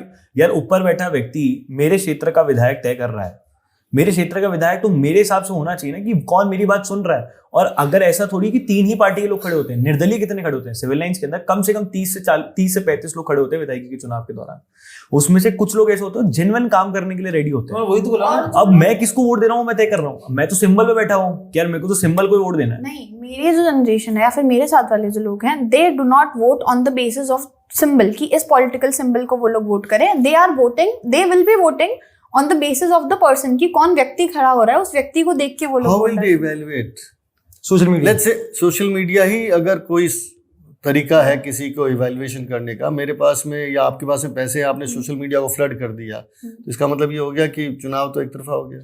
सर, सोशल मीडिया एक तरीके से एक रोल प्ले कर सकता है, लेकिन जो ग्राउंड रियलिटी है, हमें लगता है कि क्रिटिकल थिंकिंग थोड़ी कम है एज ऑफ नाउ. सरकार चीजें तो बना देती है और उस चीज का एग्जीक्यूशन भी वो कर देती है, पर जो क्रिटिकल थिंकिंग है वो थोड़ी लैक कर रही है. मैं जिस एरिया में रहती हूँ वहां पर एक कट बना है. ये मुझे किसी से बात करके ही पता चला. मैंने उस चीज को पर्सनली उतना तब नोटिस नहीं किया था, but when I looked at it closely I realize that वो व्यक्ति जो चीज कह रहा था वो सही थी. उस कट को या फिर उस चौराहे में उस कट को इस तरीके से बनाया गया है कि दूसरी तरफ से आने वाली गाड़ी की एक्सीडेंट होने की प्रोबेबिलिटी बहुत ही ज्यादा है. ठीक है. और उसमें कुछ दिन पहले मेरे एक फ्रेंड का एक्सीडेंट हो गया था. Okay. क्योंकि उसका बर्थडे था. He was going out and he was like, वो लोग रोड क्रॉस कर रहे थे, साइड में से एक गाड़ी आई और 110 की स्पीड पे, और उस व्यक्ति का एक्सीडेंट तब हो गया and he got a few stitches. तो ये एक इंसिडेंट था. ये उन लोगों की इस चीज पे नजर तब पड़ी जब वो घटना उनके साथ घटित हो गई. तो what they feel is that कि क्रिटिकल थिंकिंग इज इतनी बड़ी घटना घटित हो गई, स्टिचेस आ गए, एक्सीडेंट हो गया, पर कभी लगा नहीं कि हम लोग जो इस वक्त समाज का एक महत्वपूर्ण अंग है, हमारी कुछ न कुछ जिम्मेदारी जवाबदेही यहाँ बनती थी. Sir, people are not aware about the process. Forget it. आप और हम सब लोग पढ़े हुए हैं, हमारे पास संसाधन भी है, ईश्वर की कृपा से अब तो देश के करीब 120 करोड़ लोगों के पास में मोबाइल फोन भी है.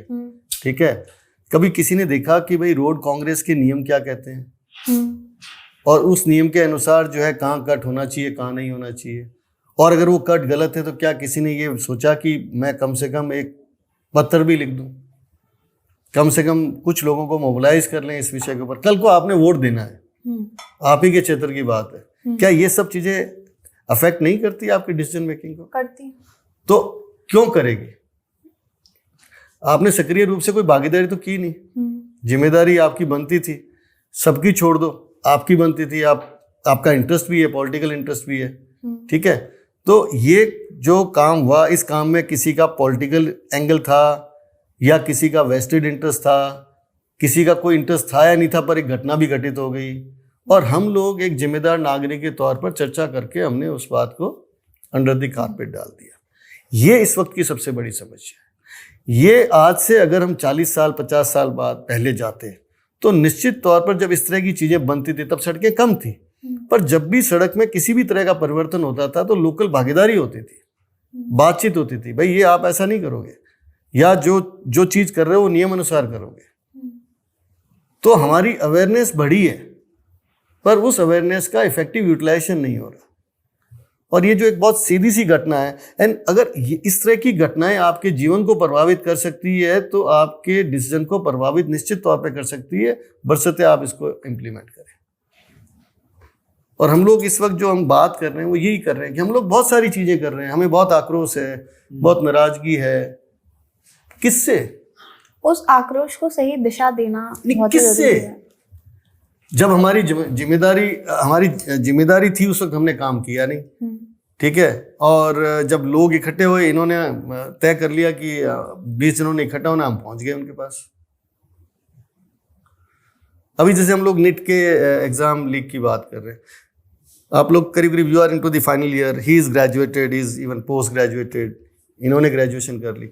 कभी चर्चा होती है कि हम जीवन में हमारी दिशा क्या है, हम कर क्या रहे हैं, हमारा योगदान क्या है, क्या हम वास्तव में एक राष्ट्र निर्माण की बात कर रहे हैं और राष्ट्र निर्माण का मतलब क्या है? कभी चर्चा होती है क्या कंट्रीब्यूट कर रहे हैं? Let's say 24 hours, what are you contributing and how effectively? Can it affect can it affect the society? Can it affect other families who are associated with us? ये बहुत गंभीर चिंतन जो हम लोग नहीं कर रहे। हम लोग फ्लो के अंदर चले जा रहे हैं। मेरी उम्र 30 साल हो गई, किसी की 35 हो गई, किसी की 40 हो गई, चले जा रहे हैं। हम लोग सुबह उठते हैं, भाग रहे हैं, बट क्या हमने बैठ करके पॉज दे करके हम जो काम कर रहे हैं उस काम का अल्टीमेट रिजल्ट क्या है? बहुत क्लियर है कि we all need money, but what next? पैसा तो जो है ड्रग से भी आ जाएगा, चोरी से भी आ जाएगा, कुछ ऐसे काम जो कानूनन ठीक नहीं है उससे भी आ जाएगा। But are we really thinking seriously कि क्लीन मनी कैसे आएगी? सर इसमें मैं एक चीज़ बोलूँगा, जैसे है ना ये आपने जो बात करी, लेकिन कहीं ना कहीं जो हमारी जनरेशन है, जैसे अब मैंने तो पढ़ाई कर ली, ये पढ़ाई हो ही गई लगभग, अब तो हम जो सीखेंगे वो सांसारिक ज्ञान है, वो चलता रहेगा। लेकिन जो स्कूल और कॉलेजेस के अंदर पढ़ाया जा रहा है, हम तो उसको इस तरीके से ही एजुकेट और ट्रेन कर रहे हैं कि वो हमसे सवाल नहीं पूछे।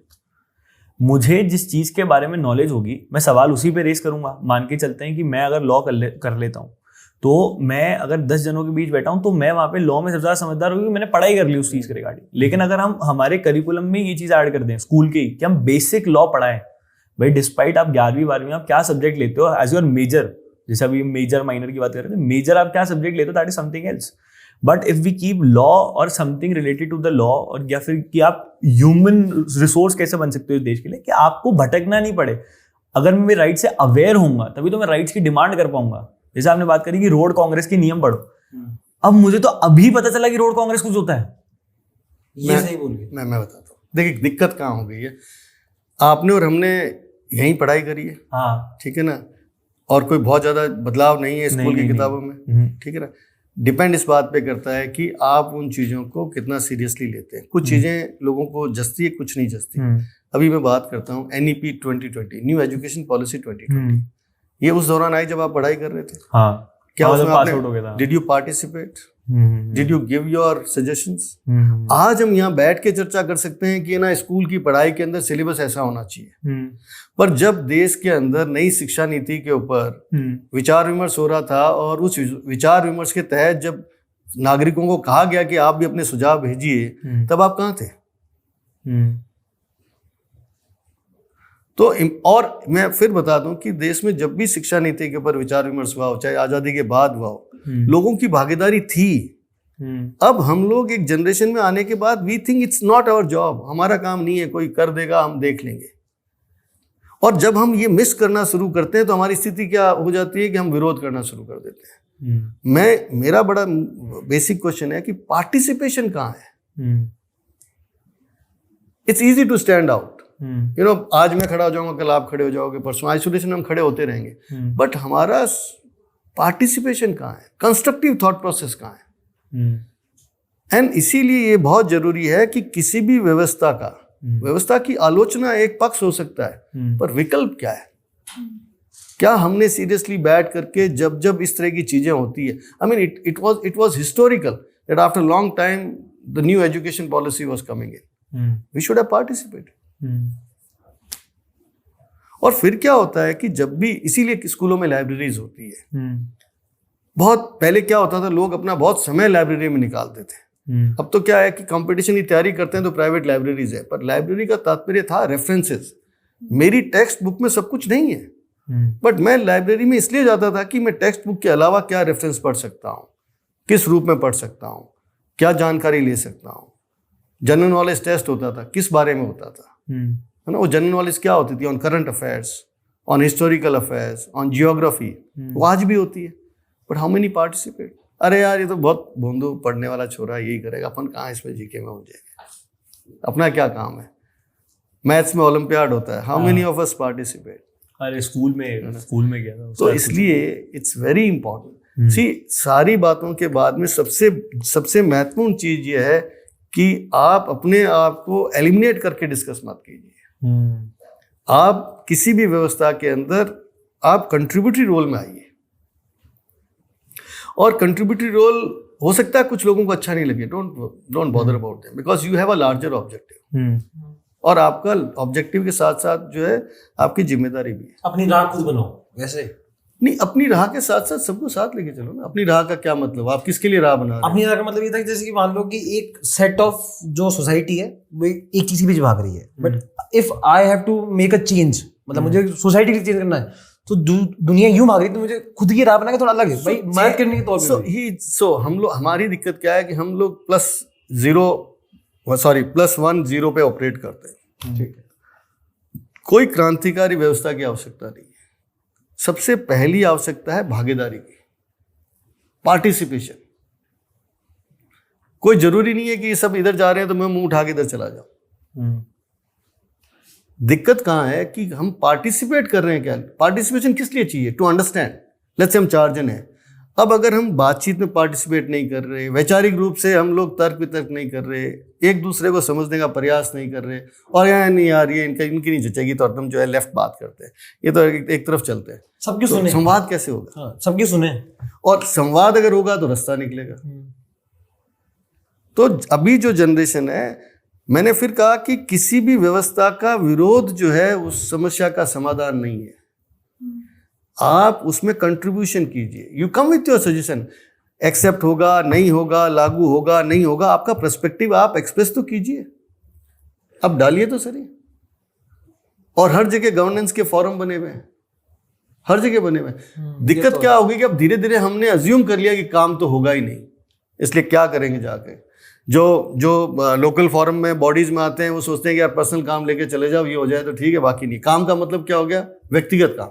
मेरा काम ये, मैंने फोन कर दिया, काम हो जाए तो अच्छा, नहीं तो ठीक नहीं है। तो सामने वाले भी वैसे ही हो गए, उनका जब सारा काम व्यक्तिगत हो गया है तो हम व्यक्तिगत करेंगे। तो कमिंग बैक टू क्वेश्चन कि आप लोगों की पढ़ाई हो गई है, व्हाट नेक्स्ट? जो भी रास्ता ले रहे हो, वो राह और रास्ता आपको अल्टीमेटली कहाँ लेके जा रहा है? फॉर एग्जाम्पल, मैं तैयारी कर रहा हूँ, अब मेरी तैयारी एंडलेस नहीं हो सकती, नहीं हो सकती। हाँ, सही बात है ना? ये दिशाहीन तैयारी नहीं हो सकती।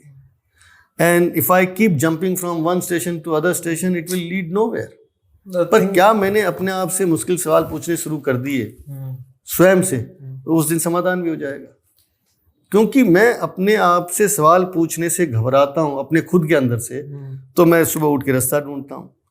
जब मैं अपने परिवार के बीच में बैठता हूँ तो कहता हूँ मैं आज तो यहाँ जा रहा हूँ, आज मैं यहाँ जा रहा हूँ। उनको उम्मीद होती है कि नहीं हो सकता है सही जा रहा हो, और शाम को निराशा के भाव होते हैं, और वो निराशा धीरे धीरे क्या है, विरोध में परिवर्तित हो जाती है। मतलब चीज और या फिर वो सिंड्रोम जिनकी अपन आजकल बातचीत करते हैं, सिंड्रोम पहले भी थे, हो सकता है कि आजकल उनका इस्तेमाल ज्यादा करना शुरू कर दिया है। These are not new terms. They existed. आजकल पापा की बेल्ट का इस्तेमाल करते हैं। नहीं, लोग एक्सप्रेस नहीं कर पाते ना पहले। लोग पता क्या सोचते थे पहले, ये चीज नाम, हाँ सच्चाई है, लोग सोचते थे ऐसी बात बोलेंगे पता नहीं सोसाइटी क्या सोचेगी, ये तो ऐसा है। ज्यादा क्रिएट हो गई है, और जितना ज्यादा हम चीजों को वाइडली एक्सेप्ट कर रहे हैं कि चलो ठीक है। So could be because of nuclear families. क्या था कि परिवार बड़े थे, है ना, ये चीजें जो है हो सकता है कि सिबलिंग्स में डिस्कस होकर रह जाती होगी। अब परिवार छोटे हो गए तो और ज्यादा जो है फोकस हो गया, बिहेवियर पैटर्न को पेरेंट्स भी ऑब्जर्व करने लग गए। अच्छा, जो टीचिंग इंस्टीट्यूट्स है वहां पर भी अब क्लासों की संख्या में बच्चों की संख्या कम कर दी, वहां ऑब्जर्वेशन होने लग गए, पर ये एग्जिस्ट करती थी। आज अगर हम यहाँ बैठे हैं तो पिछले 75 साल के अंदर निश्चित तौर पे बहुत सारी चीजों पे काम हुआ है, तब आज हम यहाँ हैं। But are we really looking forward to the next level? और ये कोई एलियन तो आके देखेगा नहीं, है ना, कोई अदृश्य शक्ति आके कहेगी अच्छा साहब अब यहाँ बैठे हो कि अब यहाँ ले जाएं। It is amongst us. So are we really contributing on those lines? More important is that tomorrow you will graduate, you know, it's your fine, what next? तो as a generation, Gen Z or whatever it is, and what we keep hearing कि Gen Z जो है वो देश और दुनिया में बदलाव लेके आ रही है, बट ये बहुत महत्वपूर्ण है, बदलाव की रूपरेखा क्या है? ऐसा नहीं है कि इस तरह की चीज़ें पहले नहीं हुई। अगर आप बहुत ज़्यादा पीछे नहीं जाना चाहते तो आसाम के अंदर Asom Gana Parishad was a student body, they came to power, people voted, and then what, उसके बाद क्या हुआ? So political change for the sake of change is not the solution. किसी भी तरह का बदलाव, किसी भी तरह की आलोचना, और उसके ऊपर अगर हम किसी भी तरह का होमवर्क अगर नहीं कर रहे हैं, या जिसे कहते हैं सेल्फ अप्रेजल, अगर हम आत्मचिंतन भी नहीं कर रहे हैं, तो then it will lead nowhere. और इस वक्त ये बहुत जरूरी है, और बदलते परिवेश में तो बहुत ज्यादा जरूरी है, because you know the population which we have right now, more than close to 60% is like, you know, it's under 30 years or maybe 35 years. So maybe this generation needs to work hard to ensure that, you know, they take it to the next level. कुछ और तो चाय की थड़ी तो हो गई। Success मंत्र बताओ आप कि हम कैसे जीवन में सक्सेस पा सकते हैं। डिसिप्लिन तो और पिछले 1.5 घंटे से क्या चर्चा कर रहे हैं? नहीं, जैसे बेसिक पॉइंट ये कि हमारे वैसे हमें ये कहना कि डिसिप्लिन और सुबह उठना, कंसिस्टेंसी हो गई। कंसिस्टेंसी, सब लोग एक बात तो बोलते हैं, कंसिस्टेंसी हो गई, डिसिप्लिन हो गया, ठीक है ना, आपको लगातार निरंतर एक काम करना, जो आपने सोच लिया उस गोल पे काम करते रहो, उसके अलावा कुछ नया जो आप बताना चाहें। And how do you look to this generation? So पहली चीज तो दिमाग से निकाल दीजिए कि सक्सेस इज अ स्टेशन। अच्छा, इट्स नॉट एन स्टेशन कि यहाँ से दिल्ली गए तो दिल्ली सक्सेस है। Success is not an station, it is journey you experience, and ये आपको हर पल में मिल सकती है, ठीक है ना। तो हमारे को सबसे पहले तो कामयाबी की परिभाषा को परिवर्तित रूप में देखना पड़ेगा, ठीक है ना। और हम लोग क्या समझते हैं, कामयाबी को हम एक स्टेशन मानते हैं।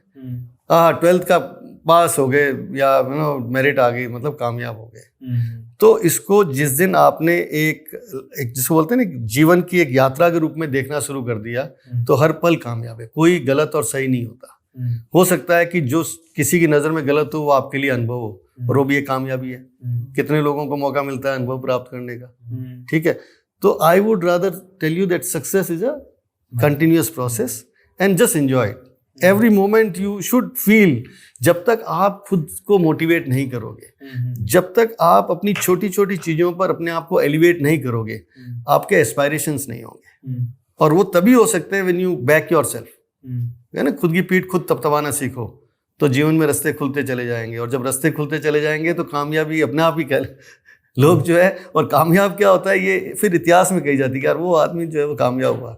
वर्तमान में नहीं कहते, उसकी कोई घटना को देख लेते क्या आते कि इसने क्या हुआ, बोले यार ये लगा था एमएलए बन गया और कामयाब हो गया। पर ये नहीं सोचते कि एमएलए बनना कामयाबी था या एमएलए बनने के बाद में उसका जो दायित्व था उस दायित्व के ऊपर वो खरा रहा कि नहीं रहा। तो वैसे ही यूपीएससी की पढ़ाई तक तो उसने सही करा, अब आईएएस बनने के बाद में काम करा कि नहीं करा वो जरूरी है। It's very important, it's a journey, just enjoy.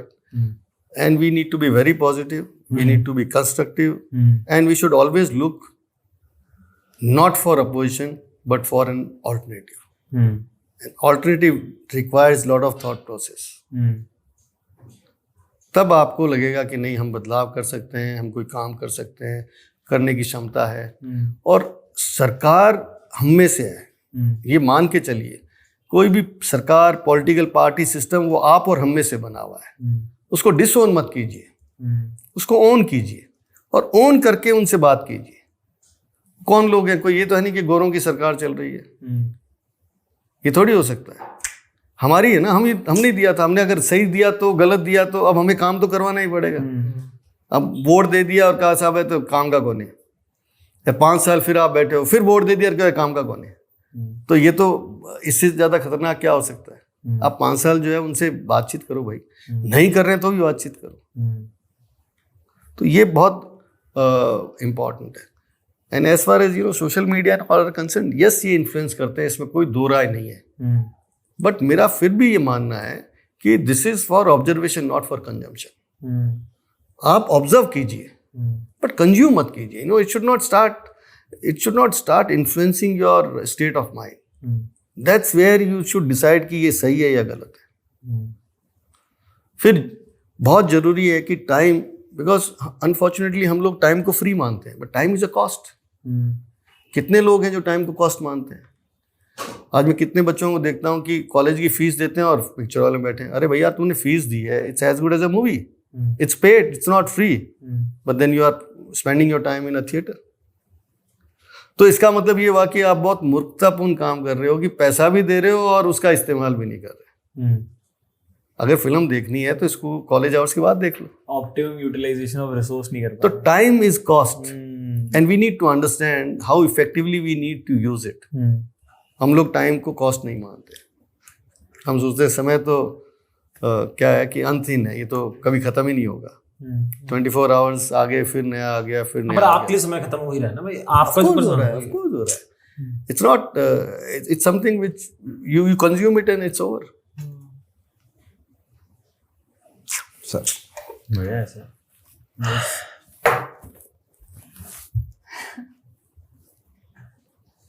अगर देश का भविष्य इतना चुप होके बैठ जाएगा तो काम कैसे चलेगा? You guys should be rocking. You guys should be, you guys should be rocking. और इसको जो है बहुत इफेक्टिव तौर पे करो, ये समय वापस नहीं आएगा। And go out, talk to your friends, talk to your siblings, talk to your people in the society, in the colony, and it hardly requires half a day is more than sufficient. You don't need to do much. And resist certain things which are not in line with the constitutional provisions, या जो आपको लग रहा है गलत हो रहा है। आप don't accept corruption, don't make it part of your part of your culture. Resist करो, छोटे से छोटा रजिस्ट करो, गलत है तो गलत है। जब लोग प्रश्न पूछने लग जाएंगे, जब लोग व्यवस्था से काम करवाने के लिए इकट्ठे होने लग जाएंगे, जब लोग जो है पत्र से उसको बताने लग जाएंगे, तो बदलाव अपने आप आएगा। इन्हीं लोगों से आएगा, क्योंकि ये लोग हम में से ही है। Tomorrow if you get elected, you are part of us. इसलिए ये सबसे इम्पोर्टेंट है, कोई कहीं कुछ बने नहीं बने। एंड दूसरा जो है, काम अपने को ये मंथन जरूर करना चाहिए कि मैं काम क्यों कर रहा हूँ। Even whatever profession you are doing, या आपने जो भी कंपनी बनाई है, इट्स वेरी इंपॉर्टेंट। क्यों कर रहा हूँ, क्या मिलने वाला है? Is it for me, is it for my family, is it for my society, is it something I am doing it to pay back to the society? क्यों कर रहा हूँ? और कोई भी काम करोगे, productivity end of the day आपको लिक्विडिटी देगी। कुछ भी कर लो। If I'm good at my craft. Even if, I'll tell you a very simple example. Gandhi went back and he gave the idea कि भी हमें जो है विदेशी जो कपड़ा है उसका विरोध करना है। स्वदेशी मूवमेंट। स्वदेशी मूवमेंट बातों में नहीं था जैसे हम आजकल बात करते हैं स्वदेशी। उसने कहा भी सूत काटो, रोज 1 घंटा आप अपना सूत खुद काटो। तो उस जमाने में कोई घर ऐसा नहीं था जहाँ पर चरखा नहीं था। और इसका मतलब क्या था कि वो प्रोडक्टिव काम हो रहा था, कंस्ट्रक्टिव काम था, और वो 3 दिन के अंदर अपना अच्छा खासा सूत काट लेता था और उसका फिर इस्तेमाल होता था। ठीक है, अभी हम क्या करते हैं, अभी हम कहते हैं कि स्वदेशी, तो बस बात खत्म। हमारी लाइफ में हम कहाँ इम्प्लीमेंट कर रहे हैं? नहीं कर रहे। और वो ऐसा भी नहीं था कि वो कोई पूरे दिन बैठे रहते थे, वो तो 1 घंटा, भाई 1 घंटा आपको करना है। और मैंने तो वो टाइम देखा जब लोग जो है इवन घूमते फिरते भी अपने हाथ में रखते थे और उसको वो करते रहते थे। किसको? सूत नहीं काटते थे क्या? काम करते करते भी करते थे। सर युवा से हट के थोड़ा सा अलग टॉपिक पे चले, स्टेट पे चले, स्टेट पे चले। नहीं, मैं तो उसी पर मेरे तो भाई हम होता है सर, हम जनरेशन को टर्मिनोलॉजी में डिवाइड कर सकते हैं कि ये है वो है। In the end what matter to live क्या है, वो लिक्विडिटी है भाई। मैं नाम और दाम से जीता रहूं, और क्या है जीवन मेरे लिए तो यही है ना कि भाई मैंने जो मेहनत करी है, जो मेरे माता पिता ने मेरे ऊपर मेहनत करी है, जो मुझके ऊपर सारा संसाधन लगाए हैं, मैं उनको रीपे कर सकूं, उनकी सेवा कर सकूं। सेवा करने के लिए जो भी मीडियम हो उस मीडियम का मैं यूटिलाइज कर सकूं। और मीडियम कमाने के लिए मुझे जो मेहनत करनी पड़े वो मैं मेहनत कर सकूं। यही लाइफ है और कुछ लाइफ नहीं है। अब वो जनरेशन ऑफ टर्मिनोलॉजी दे दें। मेरे को तो ये है कि जैसे मैं सबको ये बोलता हूँ कि it's advantages to be in this generation too, because everybody is distracted at this point of time. They don't know what to do, they are confused enough, they are doing everything what they want to do. कि आज मेरे दिमाग में आ गया, हर generation में होता है, don't worry. और मैं इसे पूरी तरीके से सहमत नहीं हूँ भाई। भाई जैसे कि इतने सारे बच्चे हैं तो जरूरी थोड़ी सभी डिसाइडेड हो भाई, कहीं को पता भी करना क्या है, भाई कहीं को पता भी तो करना क्या है। आप ही तो कंपटीशन हो सबका, आप समझ नहीं रहे। अरे यार वैसे नहीं, वही कंपटीशन है, वही कंपटीशन है। तो बहुत सी बात है ना कि ये चक्कर नहीं कि क्वांटिटी ज्यादा है, क्वालिटी कम है। यहाँ पर चक्कर यही है, यही चीज है। मतलब जैसे कि 100 जैसे मान लो कि कोई एग्जाम है तो उसमें कोई 10 लाख बच्चे फॉर्म भर रहे हैं किसी एग्जाम का, कोई भी एग्जाम है। तो 10 लाख बच्चे एग्जाम फॉर्म भर रहे हैं, उसका फर्क नहीं पड़ता कितने देने जा रहे हैं, कितने पढ़ के गए उसका फर्क पड़ा है। तो वो जो क्लियर थे ना कि मुझे करना ही है, वो तो पढ़ के गए हैं। जो नहीं गए उनके लिए फिर से बराबर ही है भाई, कुछ ही तो लो। तो what do you think for this generation कि यार मैं तो इतना देख चुका हूँ, अब मुझे ये लगता है कि ये गलतियां हैं, इनको सुधारो। एक वो जमाने वाली चीज। नहीं, I don't see, unfortunately I don't look at weakness, that's my problem. मुझे यूं लगता है कि हर इंसान में बहुत सारी खूबियां हैं, and every person is meant to deliver. ठीक है, तो बजाय ये देखने के कि ये पॉइंट आउट करने की इसमें क्या कमी है क्या नहीं है, आप उसके अंदर उस बात को निकालो जो और अच्छा कर सके। हमारे पूरे डिस्कशन में भी हम लोग इसी बात पे फोकस कर रहे हैं कि आप लोग कर सकते हो, आप कर रहे हो बहुत अच्छा, पर और बेहतर कर सकते हो। So I don't see any weakness in in any kind of generation. Every generation is powerful. They are full of, full of passion. They are full of energy. Only thing is if we can channelize it into right direction. And unfortunately, there is no right or wrong direction. Every direction is right. Provided we do it, with all zeal. तो आज इतने सारे बच्चे हैं, इतनी सारी मतलब चारों तरफ इतना मतलब वाइब्रेशन है, तो वो वाइब्रेशन एनर्जी तो क्रिएट कर ही रहा है। तो ये जनरेशन के लिए जो सबसे इम्पोर्टेंट एस्पेक्ट है कि you are part of a very vibrant country. You are fortunate that you are part of India. Now you need to be equally responsible. As I said that it's very easy to criticize, but have you ever set down and said that I have got an option, मेरे पास विकल्प है, I can do it, we can do it, us can do it, rather than pointing out। तो ये एक point है जो मेरे ख्याल से हर जनरेशन में होता होगा लोगों में, पर आप लोग कर सकते हो, संसाधन है। आज मुझे चिट्ठी भेजने के लिए कहीं जाने की जरूरत नहीं है, आज हर डिपार्टमेंट में ईमेल है। आज every elected representative has a email, और forget everything, is got a WhatsApp. आपको अपनी बात उस पर भेज देनी चाहिए। सो जनरेशन को सबसे इम्पॉर्टेंट है, if you really want to see that democracy sustains and it moves forward, you got to be participative. ये सबसे important aspect है। And participation का मतलब ये नहीं है कि you stand up and you start criticizing. You start questioning. There's a difference between criticism and questioning. Start questioning them. Start telling them. And start quoting. मतलब आप रेफरेंस लेके आ जाओ, कानून के रेफरेंस लेके आ जाओ, रेस्पेक्टिव जो ऑर्डिनेंस है उनके रेफरेंस ले आओ, ठीक है, एक्ट्स के रेफरेंस ले आओ, and ask them those questions कि under so and so provision you are not supposed to do this, why have you done it, and I think you should have done this. It's very easy. आजकल हम शहर में देखते हैं, cut निकाल दिया, वो निकाल दिया, मर्जी आई जिसको तोड़ दिया, मर्जी आई बना दिया, कौन पूछता ही नहीं है। लेयर बन रही है, इट्स वेरी क्लियर। आप ऐसे नहीं कर सकते। आप आज देखिए सड़क के ऊपर आपने डाल दी, आपने प्रोसेस को वायलेट कर लिया, टेंडर डॉक्यूमेंट आप भी अभी जो CBSE के अंदर जो लड़के ने किया, what has he done, he pointed out the weakness in the tender, not only that, he said forget about what happened और not, why did you change the tender terms. वो तो आप ही के बीच में से बच्चा है। उसने क्या किया, उसने अकेले बंदे ने कंस्ट्रक्टिव थॉट प्रोसेस के तहत पूरे सिस्टम के बारे में उसने पुट अप कर दिया कि this is what you did and that's why what has happened, and we all can do it. और उसके लिए उसको क्या करना पड़ा, दैट वाज अवेलेबल। तो मेरा तो यही है कि be constructive, be positive and be responsible. Sir मेरा एक चीज़ और है कि जैसे आजकल अपन देख रहे हैं, मैं अगर राजस्थान की बात करता हूँ तो कोटा में कितनी सुसाइड हो रही है कि बच्चे पे एक प्रेशर है, बर्डन है सक्सेसफुल होने का, एग्जाम पास करने का। सीकर कोटा में वैसे बता रहा हूँ जहाँ भी, तो उस पर आपका क्या कहना है कि भाई वो पीरियड्स का प्रेशर होता है या बच्चे बहुत ज़्यादा स्ट्रेस में आ रहे हैं, आजकल टर्म बहुत यूज हो रहे हैं, डिप्रेशन, स्ट्रेस, तो इस एंजाइटी, ये यथार्थ है, सत्य है कि बिल्कुल देयर इज पीयर प्रेशर, और पीयर प्रेशर हर इंडिविजुअल उसको सहन कर ले, ये कई बार नहीं होता है, and that's where the society has a bigger role to play.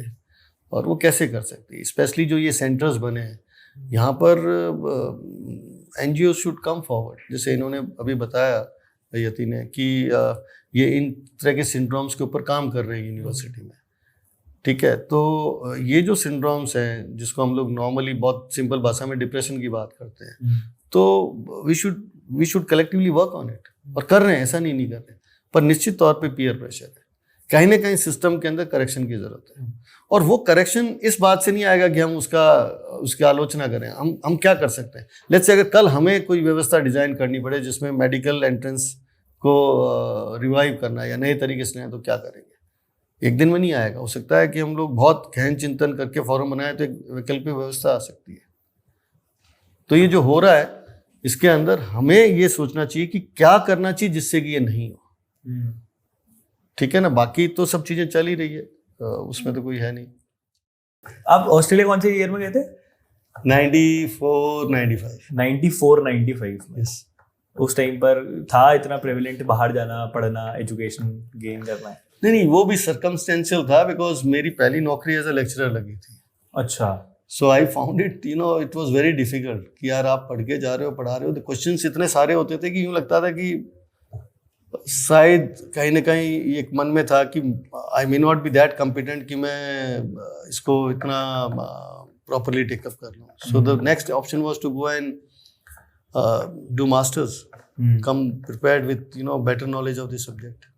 और आपने घर में बोला कि बाहर पढ़ने जाना है? और नहीं, घर पे तो मेरे फादर हरदम एजुकेशन को प्राथमिकता दी, उन्होंने कभी मना ही नहीं किया। He said even if you have to sell anything, one thing which I want that you should acquire knowledge as much as possible, even if it is costing you money. So it was, देखिए ये बहुत important है, it was given the priority over everything else. उस वक्त ये important नहीं था कि अपन ये चीज़ ले लें, ये important था कि ये अगर छोड़नी पड़े या देनी पड़े दे दो, पर शिक्षा जरूरी है। I had my share, काम करने का था, पार्ट टाइम जॉब था और चीजें थी, पर वो ठीक है। मैं तो वही इंटरेस्टिंग है, पार्ट तो वही मजेदार है। नहीं, वो नहीं है, पार्ट ऑफ लाइफ है। आई मीन एनीवेयर, यहाँ भी करना चाहिए। आई don't know why people don't do part time job. नहीं, अभी तो कल्चर काफी प्रेवलेंट हो गया, करना चाहिए। Even it gives you more flexibility. जैसे कॉफी शॉप्स जिस तरीके से इवॉल्व हो रहे हैं जयपुर के अंदर, तो बहुत से बच्चे हैं जो कॉलेजेस के अंदर पढ़ते हैं, जो आसपास रहते हैं, पीजी में रहते हैं, तो वो यहाँ पर आके उनकी शिफ्ट है 6-7 घंटे की। और यहाँ पर तो एक अच्छी चीज ये ना कि 20 घंटे वाली वो नहीं है, 20 घंटे के हफ्ते वाली वो नहीं है। हाँ नहीं, वो वहाँ वो ठीक थी। हाँ, वो अच्छी चीज, वो इसलिए ठीक थी कि then you are not there working for someone, your main objective to do studies. तो आप 5 दिन पढ़ाई करो, 2 दिन काम कर लो, तो ये इंपॉर्टेंट था। वरना क्या होता है कि आप पता लगा कि वो काम ही काम कर रहे, पढ़ाई छूटती जा रही है, तो वहाँ ये था। अब स्पोर्ट खेल तो पिकल बॉल, बैडमिंटन कुछ? So I was state hockey player अरे वाह, during the school days. Then I was university hockey player. And मैं आउटडोर के अलावा इंडोर में टेबल टेनिस स्कूल टीम में था, and then university school team में था।